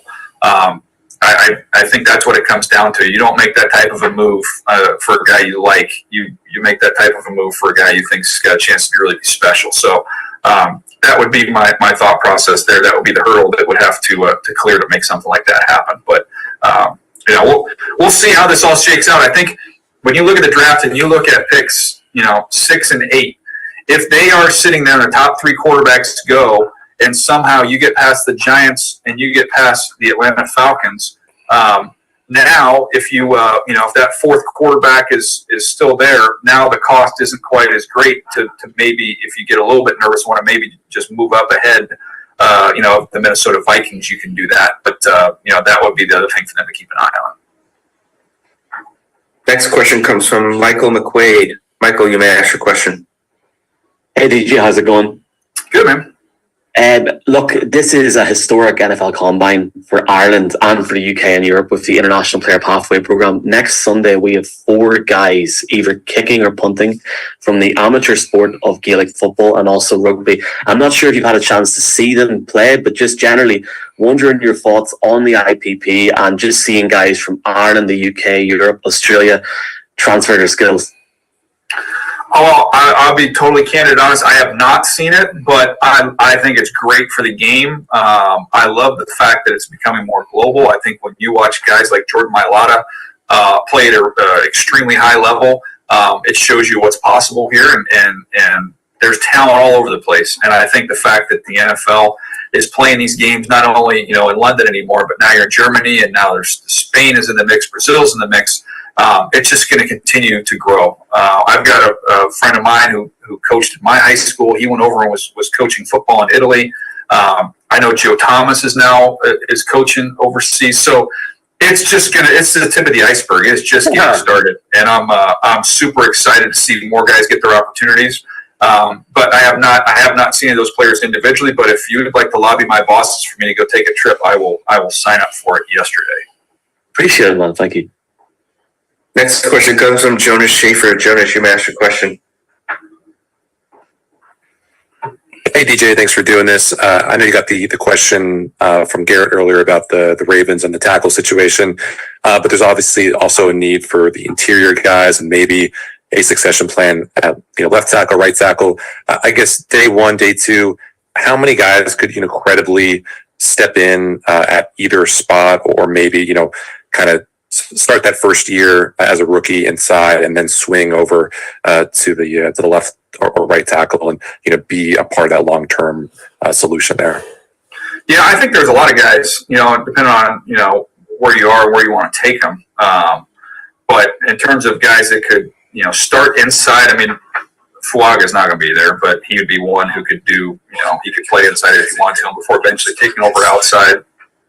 Jordan Morgan's a little bit of a tricky evaluation. He's a little bit up and down. He's coming off of an ACL from Arizona. But there's a lot of ability there, and he's someone I think, teams feel like has that type of versatility to be able to. But there's a lot of ability there. And, start inside before eventually kicking back out. He played a tackle at Arizona. Maybe he can find his home back there. I mentioned Blake Riley of ability, Christian Jones from Texas. Now we're getting, this is outside, we're getting down out of the first round. But those are some guys that slide into that mix as well. But for the Ravens, as I said earlier, the home run picks with Guyton and Mims would be home runs, and if somehow Fontenot from Fautanu, I got to get that right, from Washington, if he were to get down there, he's one who's he's a little undersized at 6'3", and a little over 6'3", 319. He's a left tackle at Washington. A lot of teams have him as a guard. I think he can hold up a tackle. He would be another one. He's my 16th player. I don't think he'll be there, but that'd be a great pick. Some Zennie Abraham. And Zennie, you may ask your question. Thank you very much, DJ. It's great to see you. Hey, Drake May, taught me off the ledge because I've done a lot of watching his videos, and I'll just cut to the. I can't see as a high pick as anything other than a bust, and also, and the Saints really need to draft quarterbacks because they have new offensive coaches. Thanks.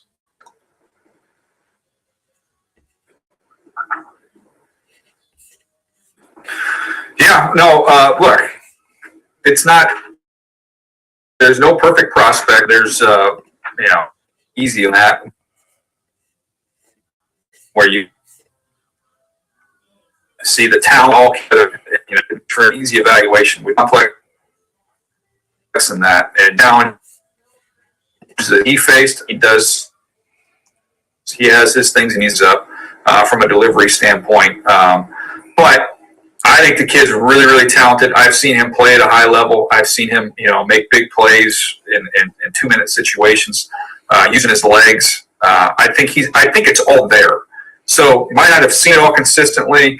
I don't think they're great in front of him in terms of who he's playing with now. I'm not going to get out here and trash his teammates, but to me, he has all the ability. You haven't seen it all yet. None of us have. There's risk involved. He's not a he's not a perfect player.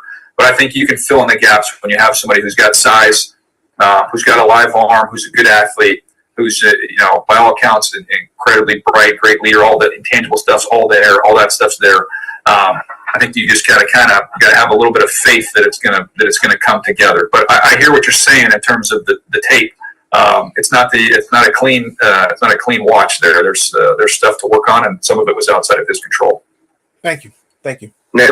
Next question comes from Mark Maskey. Mark, you may ask your question. And then when you take into account the talent level with Caleb Williams that you already mentioned, and then also factoring in I'll be right back. there's a somewhat unique situation with Fields on the roster. In your mind, is there a clear-cut right or wrong thing there? Is that a tradable pick? Is that not a tradable pick because of the talent level of Caleb Williams? How does that sort of play out in your mind? Well, I be careful with my words. I think I used the phrase "no-brainer" at one point in time, which everybody, maybe that was too strong. I lean heavily in favor of taking Caleb Williams. Unless you got the offer of all offers, which is combination of picks and players that it's literally too good to turn down. It'd have to blow me away to move off of that pick. And again, same thing I said a minute ago. There aren't perfect players. Caleb's not a perfect player. Caleb's going to require some patience and assembly there. But the ability is off the charts, and what he can be is something that's extremely exciting. And I think, I was talking to Orlovsky about this the other day. Of like, you see some of these young quarterbacks have a chance to transition and be successful, and part of the formula seems to be, hey, we're not asking you to play quarterback every snap. In other words, we're going to give you 10 completions in the game where we're going to get, smoke screens. We're going to get some regular screens, some shallow crosses, some stick routes. We're going to bake in 10 completions for you. That's going to be easy for you. You're not going to have to sit back there and really go deep and sort through things. Then I'm going to ask you to make, 4 or 5 plays with just your ability. Go out there and create, make some things happen, go run for a first down. And then you're talking about 7 or 8 plays where you got to sit back there and really play quarterback and, see coverage, work the progression, be on time, all those things. But I think sometimes you look at the quarterbacks who failed. I think they've been thrown out there and it's just like, hey, here's let's throw the ball 40 times a game, and here's you having to do that on a down in and down out basis. So I think you got to be smart of how you get him going and get him up and running. But I think the upside there, the tools there are pretty dang elite. And while I hear the argument of build up the whole roster and think about the whole team, I'm like, yeah, well, I know, one or 2 Super Bowls every 10 years, you'll get a Nick Foles magic carpet ride with an unbelievable team. The rest of them seem to be won by Patrick Mahomes and Tom Brady's of the world, the elite guys. So if you got a chance to go out there and get one of these guys who can be elite, I think you got to take your shot if you're the Bears. Next question comes from William Birchfield. William, you may ask your question. Hey, DJ. I know you spoke on Rakestraw earlier, but what's your evaluation of how he might fit in Aaron Glenn's defense in Detroit and in this organization under Dan Campbell with the ethos that he's kind of instilled here? And is 29 or late first round a realistic landing spot for him, do you think? Yeah, I think he's in that range. Yeah, I mean, I have him a little bit higher than that, but and I know when talking to teams, I'm a little bit higher on him than some other teams are. But yeah, in terms of the feistiness and the toughness and the aggressiveness that he plays with, the energy, the passion that he plays with, yeah, I mean, he fits 100% with Detroit. I was giving him Frazier for almost the exact same reason when you look at the center from West Virginia, because the guy's a 4-time state champ wrestler. He's super, physical. He finishes guys. He plays kind of that nasty style. And, that's the great thing that they've done in Detroit. All the talent they've brought in there. I think the biggest thing they've done is they've got a true identity of who they are and what they're about. They set that vision from the beginning, and they went out and found guys that fit. And, there's certain guys when we were in Baltimore, we used to say, like, play like a Raven, and we could, put red stars on players that we felt were, our type of guys. You just mentioned Rakestraw. I would say Frazier. I think both those guys are Detroit Lion type players. Next question comes from Hens Todd with the Kansas City. You may now ask your question. This is Hans Todd with the Kansas City Call newspaper. I have a question. I mean, how you doing today, by the way? I'm doing great. Thanks for hopping on here. Thanks. For the Super Bowl champions picking last, you know what I mean? Everybody around Kansas City is looking, you know, everybody around the NFL seeing that the Chiefs receivers had trouble at the beginning of this year. I know you have them selecting Franklin there, but I'm thinking Thomas Jr. is the best receiver in this draft, as from my eyes, for what I've seen over Marvin Harrison Jr. and all those guys. Where do you see those guys picking there, or do you see them trading back or trading that pick to go get a Cal Pitts or somebody like that? Gosh, if that's, I haven't read the article. If it's possible to go get Kyle Pitts, sign me up for that. Goodness gracious, that would not be fair if that were to happen. Brian Thomas Jr. I'm really high on him. He's the top 15 player in the draft for me. I didn't have him going to the Chiefs because he was off the board by the time they were picking. So I had him taking Franklin, who I really like as well. But there's, I wouldn't be surprised if you saw them even move back. They just continue. They've done such a good job drafting. And, I think if you are going to take a receiver, there's a bunch of them. They could easily slide back from where they're picking and go get another one. You just got my head spinning with this Kyle Pitts thing. Is that out there? I have not read that. That would be as someone who calls Charger games, I'm sure a lot of people would not be happy with that trade. Holy crap. Next question comes from Parker Gabriel. Parker, you may ask your question. Hey, DJ, back to the Broncos at 12. I know you talked about the quarterback element there. If they don't go, is there value in thinking about going back from there since they don't have a 2, or do you risk taking yourself out of the conversation for a guy that maybe has a true first-round grade? Well, I think you kind of look and see what direction that they're interested in going. When you look at their team, and I'm pulling up their needs here, when you look at, you get another corner, you can go edge. To me, if you're going to look at those positions, if you're not going to get the quarterback that you like there, I think you could make a strong case if you're like, hey, we want to go get another corner, and we like the corners in this draft. There's a good number of them. Maybe you can trade back and recoup that pick, that second-round pick. I think that's a good thought, actually. I kind of like that idea. If you're looking in that direction, I think there's also some interesting edge players that you could slide down a little bit, depending on what happens. I think there's those kind of the top 3 guys, with Turner, with Verse, with Latu. I think if 2 of those 3 are still there, that might embolden you to make that move as well. You need to come out of that thing with a really good corner or an edge rusher if you slide back a handful of picks. Next question comes from Joe Donahue. Joe, you may ask your question. Hey, DJ, thanks for taking the time on this marathon session here. I enjoy it, man. The Padres haven't started breaking my heart yet, so I'm in a good mood. So we've talked about the Eagles a couple times on this call, and the Eagles definitely have plenty of opportunities for rookies to shine in the defensive secondary. What would you be looking for in either Rakestraw or somebody else to make an immediate impact in the Vic Fangio scheme? Yeah, that's a good question. Look, eyes are going to be big with Vic. So yeah, I look at Rakestraw. I think has really, really good eyes. He can play the ball.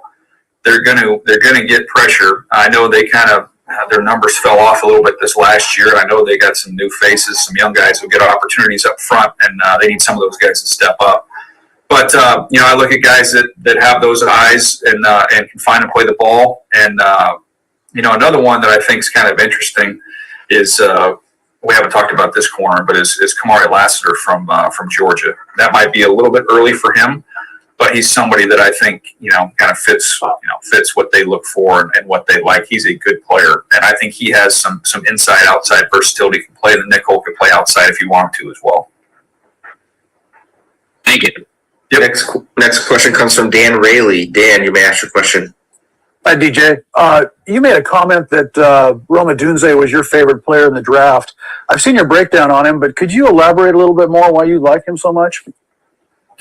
Sure. I like big, fast, physical, smart, tough guys who can go play above the rim and who have some route polish to them. So, as a player, I love what he has from a skill set standpoint. I think all of it translates. I think when you look at big games in the NFL, especially going to the postseason, I think some of that space disappears, and you got to have guys who can win and with bodies around them, and he can do that. And that's not to say he can't run. You'll see it when you get to the combine. He can run too. So there's that side of it. There's a bounce and like an energy to him that I love. I love the fact that, even though you might have to coach some of this out of him, he's running out of bounds. Like you'll see the competitiveness in him on the sideline. He tries to get everything he can get. He's a real competitive football player. And then some of the stuff that I hear, talking to sources and connections up there, is the guy's incredibly bright. He's a great leader. He knows every spot in the receiving room. He can play anywhere. He's been training with Ricky Prohl, and Prohl said he's as smart as any receiver he's ever been around. So those things are great. And then even like a little story from my buddy Brock up there, Ewer told me that he's such a good kid. Like they had an event where they had a fishing tournament fundraiser thing that they did. So he met this fishing captain, never fished a day in his life. He goes out there with this guy and has a good time and asks the fishing captain for his number afterwards. And the fishing captain didn't think anything of it. And like, whatever, this guy never going to call me. And Brock said that he ran into him, months later, this fishing captain said that Roma Dunze and him go out fishing all the time. And he's just like the nicest guy in the world, just a great dude. So I'm like, it's almost too good to be true with everything I hear about this kid. And I love the way that he plays. Next question comes from Adam West. Adam, you may ask your question.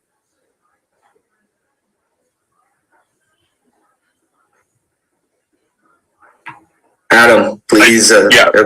Sorry about that. Hi, DJ. Thank you for taking the time to do that, or for doing that for us. It feels like the Saints have routinely missed on edge rushers in the draft. Marcus Davenport, Peyton Turner. We're still seeing for Isaiah Foskey. A lot of mocks having Latu kind of being pegged there. I love him as a prospect. He's someone that can kind of buck the trend and be a hit for them in the high selection at the edge position. And then just a second little one, there's buzz that Marshawn Lattimore potentially may, be on the market in terms of being traded from the Saints.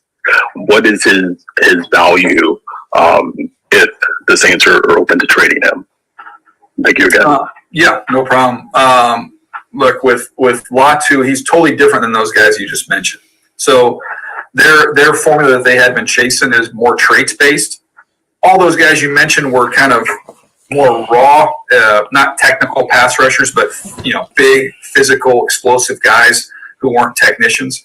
Latu's a technician, man. He's like, I compare him to Trey Hendrickson. He's really good with his hands. He can win a variety of ways. He's got a natural feel for pass rush. Some parts of pass rush remind me of wide receivers as route runners. There's an artistry to it. And Latu is an artist. He's really, really gifted that way. So a totally different style than the guys that you mentioned that maybe they haven't hit on in the past. With Lattimore, I have to go back through. I have not looked at his contract stuff lately. I'd have to go back and see what that looks like from a trade standpoint. What his value would be. So I wouldn't want to venture a guess there on his value, what that might look like, unless I do a little bit more homework for you on that one. I'll work on it. Next question comes from Rainer Sabin. Rainer, you may ask your question. We'll wrap it up. Hey, hi, Daniel. I was wondering, what's your assessment of Michigan as a developmental program, obviously with 18 players at the combine, and also where do you see that going in the future now that Jim Harbaugh is back in the NFL? Well, they've done a good job. I don't know. I don't think we're going to have a zillion first round picks from Michigan this year. But you mentioned the raw number of guys. It's just so many of them. And when you go through and look at them, there's things that you can start with when you're doing the evaluation. Like, well, it's probably going to be tough. And that's pretty much almost every single guy on that list. They're all tough. They're smart. It's nice as a scout when you can kind of put some of those things to bed in the evaluation and focus on the tape and what you see. It's almost become kind of a given that you get a Michigan guy, you're going to get somebody who's been well coached, can take hard coaching. He's smart and he's tough. And then now let's go about figuring out if he can play. So that's something that they've developed there. They've developed in that toughness. They've developed in that, kind of smart football player with a good knowledge of the game. So I would imagine, that's a foundation that Harbaugh has put in place there and built there. I've seen it, with what happened at Stanford, that when he left, David Shaw did an awesome job taking that over, and that run continued for many, many years. So I think that what they built there is they built something that lasts, and that Harbaugh, that will follow him there. So even though he's no longer there, I think you'll still see those major tenets in place. And how do you see that, particularly with the offensive line and the players that they produce out of that position in particular? Yeah, there's a ton of them this year. I don't think there's a great player in the bunch in terms of how they, what I expect from them at the next level, or necessarily how high they're going to get picked. But they're all going to find their way on a roster, and you have value in guys that have some positional flexibility. They've moved guys around quite a bit. There's a lot of guys that have played in different spots. Mm-hmm. So I think that's helpful, especially when you're talking about now backups and guys that are kind of filling out your last couple spots there in that room. Thank you. Next question comes from Ryan Mink with the Baltimore Ravens. Ryan, you may ask your question. Hey, DJ, thank you for doing this. Just wondering, are there any receivers? Eric DeCosta's picked a receiver in the first round 3 of the past 4 years. I would probably expect that doesn't continue, but are there some receivers that you think might complement what the Ravens already have in the room moving forward? And then secondly, George Kokinis, I know you worked with him. Mm-hmm. He's kind of stepping in with Joe Ortiz leaving. What makes Joe a special talent evaluator? Or I'm sorry, George, a special evaluator. Sure. We'll start first of all with the wideouts to kind of complement what they have. I think with Zay Flowers I think he's going to be a number 1 if he isn't a number 1 already. So somebody that would be the person I'd be looking to complement, and so I'm going to go look for some size, and that to me is a guy like Adonai Mitchell would be the perfect example there. Troy Franklin from Oregon would be another one. So those would be the 2 guys to me that complement kind of what you have in place there. You can throw Keon Coleman in, but those 3 guys are they would kind of fill out that basketball team, so to speak, for the Ravens. Look, George's been there for a long time. George knows how what the Ravens are about at their core in terms of evaluating players. He's gonna value the same things that Ortiz valued. So I don't think you'll see any noticeable change there. Those guys have been together forever. If you go to the combine and you run into Eric, you'll see George. You run into George, you'll see Eric. So no, I think that'll be a smooth transition. It's one of the things the Ravens have had such an advantage. I think Ortiz had been there for 25 years, 26 years. So that's that consistency there. What you like in players, and I think they'll just keep on rolling. Next question comes from Nolan Bianchi. Nolan, you may ask your question. Hey DJ, thanks for taking the time to do this. The Lions are in that range where it feels like they could miss out on maybe that top tier prospects at a couple different positions of need, like corner and edge. Just given Brad Holmes' penchant for drafting up, do you see them as one of the teams that could move up in that first round? Oh, that's entirely possible. I wouldn't rule that out. When you think about corners and edges, I would think if they can get one of those top 3 guys, that would make some sense. I think if they stick and pick, I think you're probably, you're in like Chop Robinson maybe comes into discussion there from Penn State. If you're moving up for a corner, I love Terrion Arnold. If Roma Dunze is my favorite player in the draft, Terrion Arnold is a close second, and I have him way up there. If he started to drift a little bit, as big and fast and instinctive and productive as he is fluid. He is a really, really good player who's a combination of physical, athletic, reliable, great kid. Had a chance to visit with him a little bit. He's one to me that he'd be worth going up and getting. If he started to drift a little bit, maybe be aggressive on that one. He would fit with them, as well as I've already mentioned with Rake Straw, Quinyon Mitchell. Like those three guys would be trade targets for me in terms of what fits Detroit. Next question comes from Andrew Geeden. Andrew, you may ask your question. Hey, Daniel. Thanks for doing this. Specifically with the offensive tackles in this draft class, do you necessarily see a tier drop-off from round 1 to 2 at all? And specifically with New England at number 34, what could the price of trading back into the 20s range for an O-tackle be? I do think there's a little bit of a drop-off. To me, I get to Mims. So that's Alt, Fuaga, Fashanu, Latham, Fatanu from Washington, Guyton, Mims.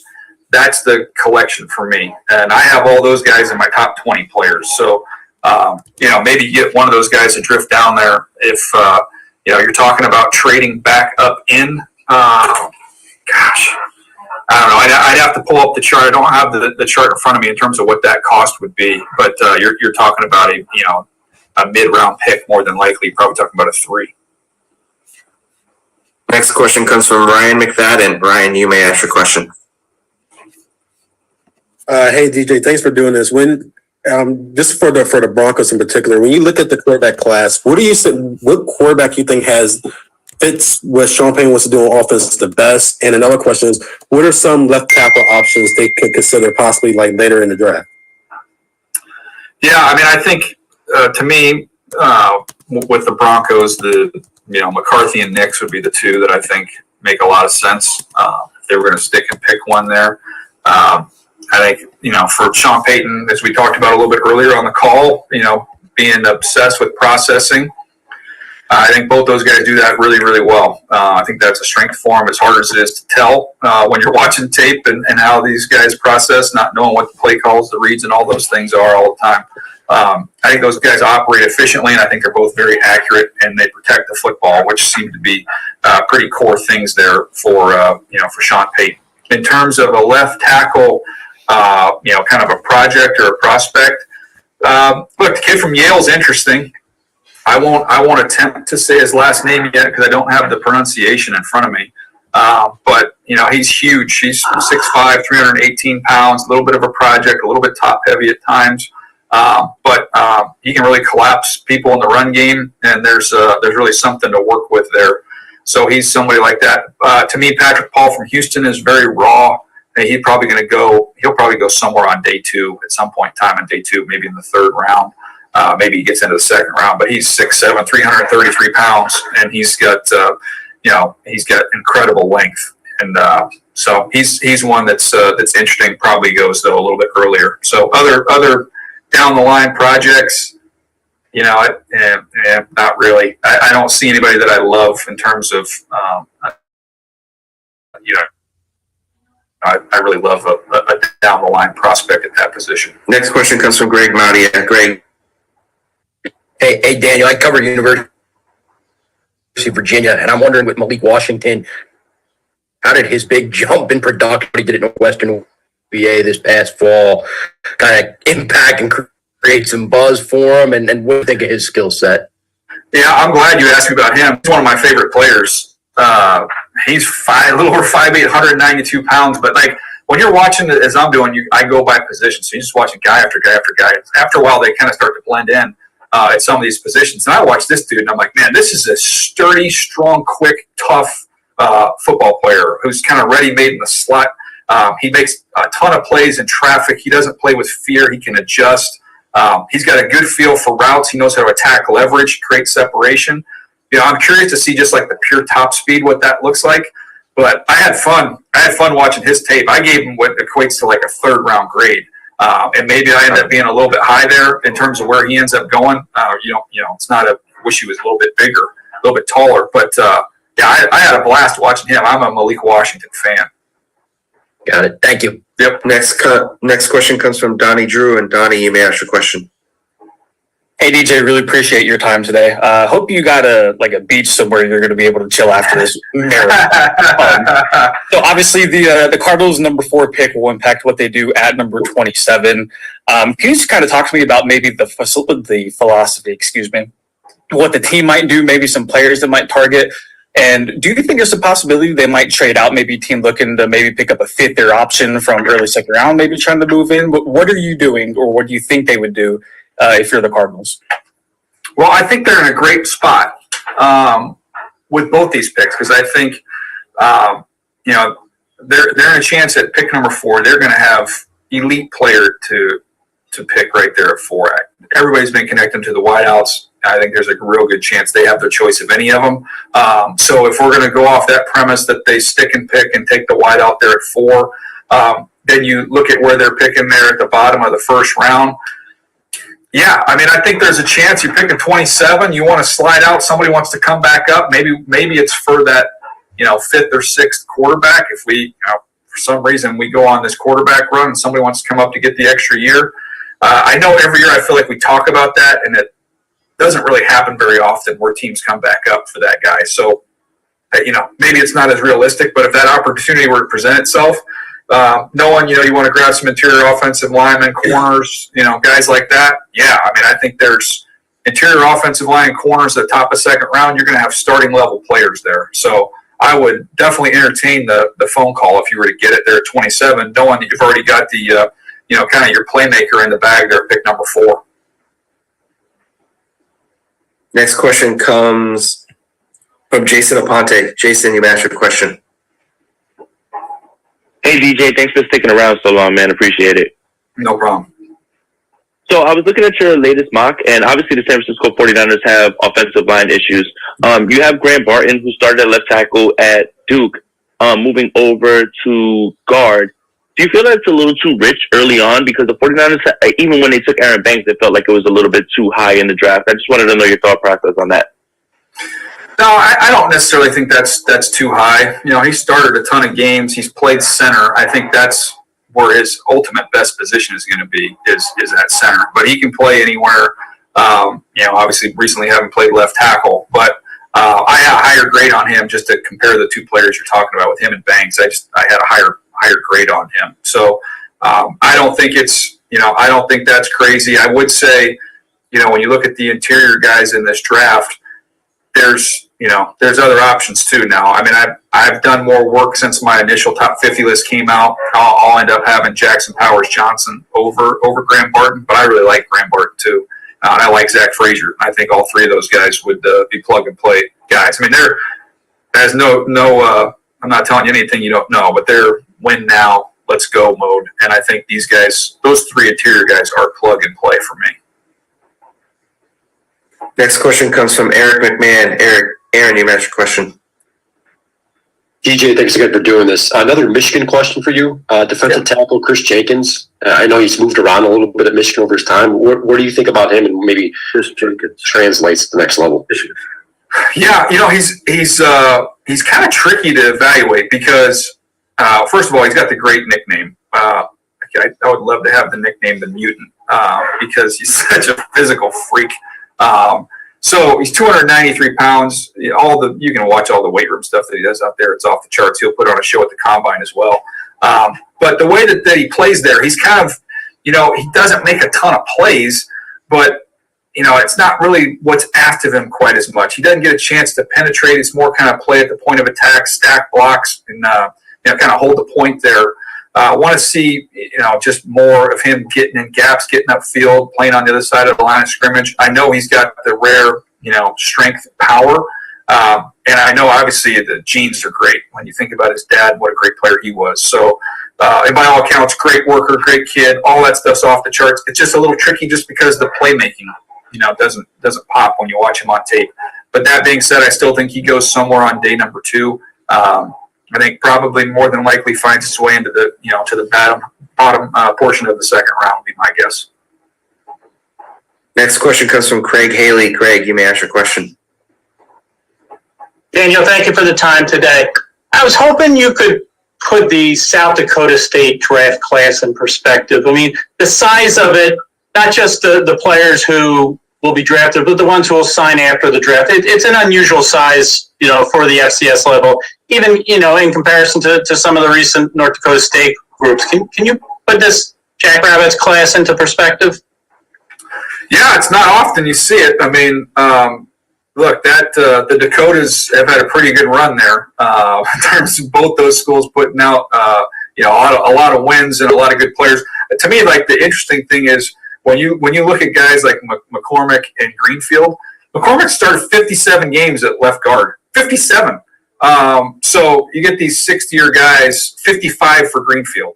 So that's in and of itself is pretty rare. These guys have played so much football. But McCormick is a fun one. Just, plays real nasty. He's really good. The run game, combo blocks. He's aware, which you shouldn't be a surprise when you play that much football.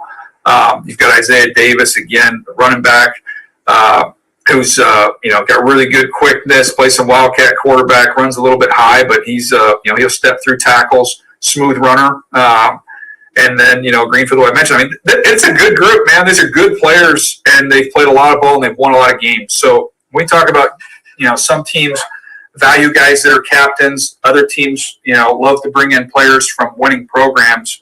That's a heck of a class, especially from that level, no doubt. Thank you. Next question comes from Dan Ralph. Dan, you may ask your question. Thank you. And as always, Daniel, thank you so very much for your time. There are 4 Canadians going to the Combine. I wonder if I could put their names at you and just get a brief synopsis. I've got my Canadians ready to go here. I knew you would. I only have 3. I must be missing one. All right. So I've got Theo Johnson, who's going to be one of the top 3 or 4 tight ends. I think he'll show well from Penn State. He's a good player. He had a good week down at the Senior Bowl. Big catch radius. There's a play. Watched him this year where I saw him backpack a defensive back for 10 yards, just carried him. So he's big, physical, intriguing player there. Although I will say, off topic, the tight end number 44, I don't know his name yet, for Penn State, who came back to school. He's a really good player. Tanner McLaughlin from Arizona State he was one of my, kind of thought it was a find, and then I called around to a bunch of schools, and then everybody, I wasn't telling them anything they didn't know. He is a really, really good player. One of my favorite tight ends in the class, and I can tell you exactly, he's like my 4th tight end right now. So a little bit undersized, clean releases. He can work in the middle of the field. He's got big-time burst after the catch. He can go get it and high point the ball. Once he catches it, he can transition in a hurry. One of the things I love from him is he just plays the game with a ton of effort. You watch the UCLA game, there's a pick, and you see his effort to go make the tackle. I thought that kind of spoke to his competitiveness and his character. And then Donkwa from Howard, the big tackle.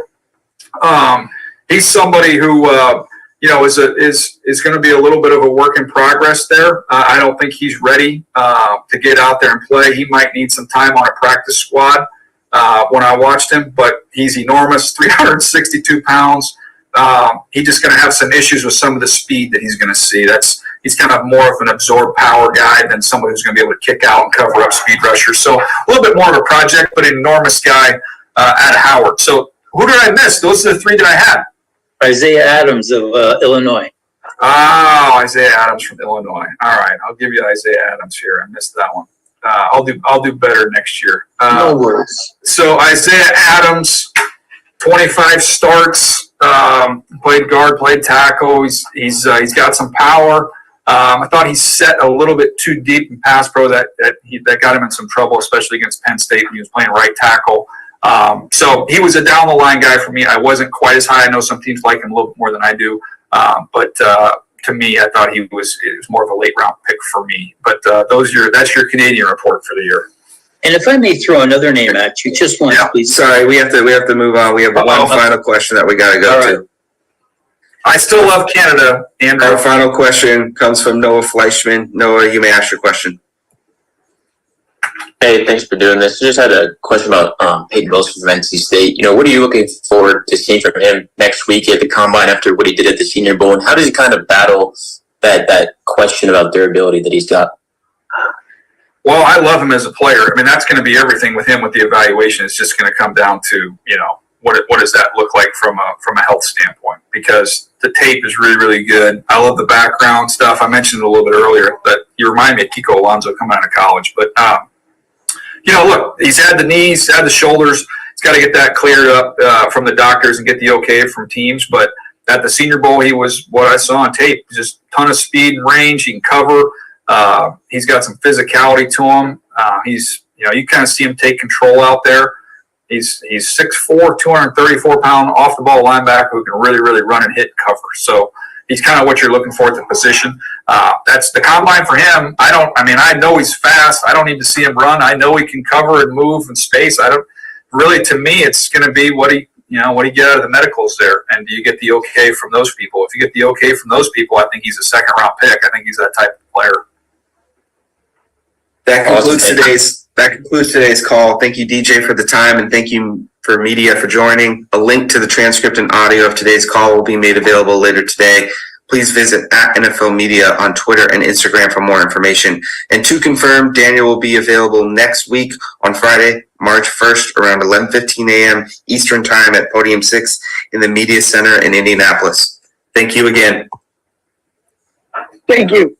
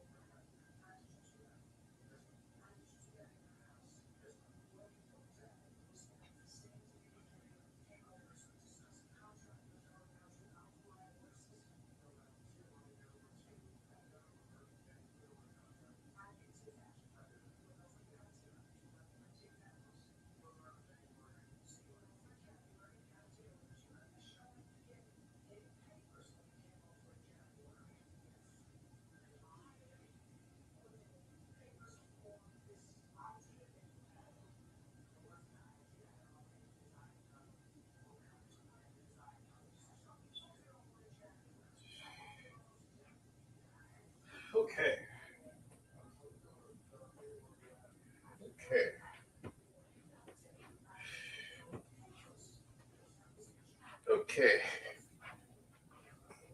I was watching and then the screen went black, so let's see if they're just over or what's going on.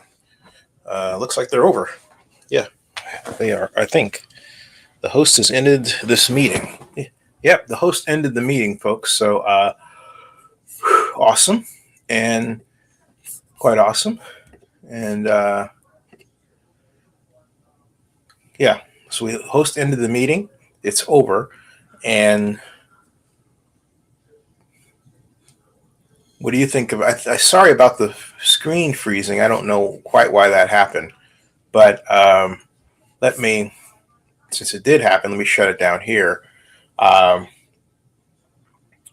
you got everything, and there was a time where it froze. So there, sorry about that. Some of the takeaways from this, I think for me, Daniel Jeremiah agreed that, look, Drake May has questions. And if you take him with some risks. Now, having said all that, do you take him with the second pick in the NFL draft? And my answer is no. All right. Or rather, the third pick. My answer is no. Because they have Caleb Williams going to the Bears, which I think is ridiculous because I'm not convinced that they are able to coach a quarterback well enough to play effectively for them under the current coach. That's me. All right. But here we are. Okay. And then maybe they'll catch fire with him, but I have my doubts. I think the Bears are better served by concentrating on trading down and concentrating on building their defense. They have Justin Fields and company, DJ Moore as an offensive weapons. I've believed the best answer for the Bears was Justin Fields to Marvin Harrison. They're in a great position, the Bears, to get Marvin Harrison. Go get him. Why fool around with all this quarterback talk or trading Justin Fields and all of this stuff? It's absolutely insane. Justin Fields is a generational talent loved by Chicago Bears fans. He sells tickets.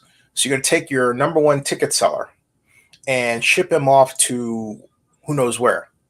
For what? For an unproven signal caller from another part of the country. Remember, Justin Fields went to Ohio State. That means he has a built-in Midwest fan base. And then he's with the Chicago Bears on top of having done so well at Ohio State. I mean, getting rid of Justin Fields has nothing but brain dead all over it. Period. End of story. Period. End of story. The Bears need to make it work. Now, didn't hear much regarding the Raiders at the review with Daniel said, and also regarding the Falcons. The Falcons are in the hunt for yet another quarterback, but because they had,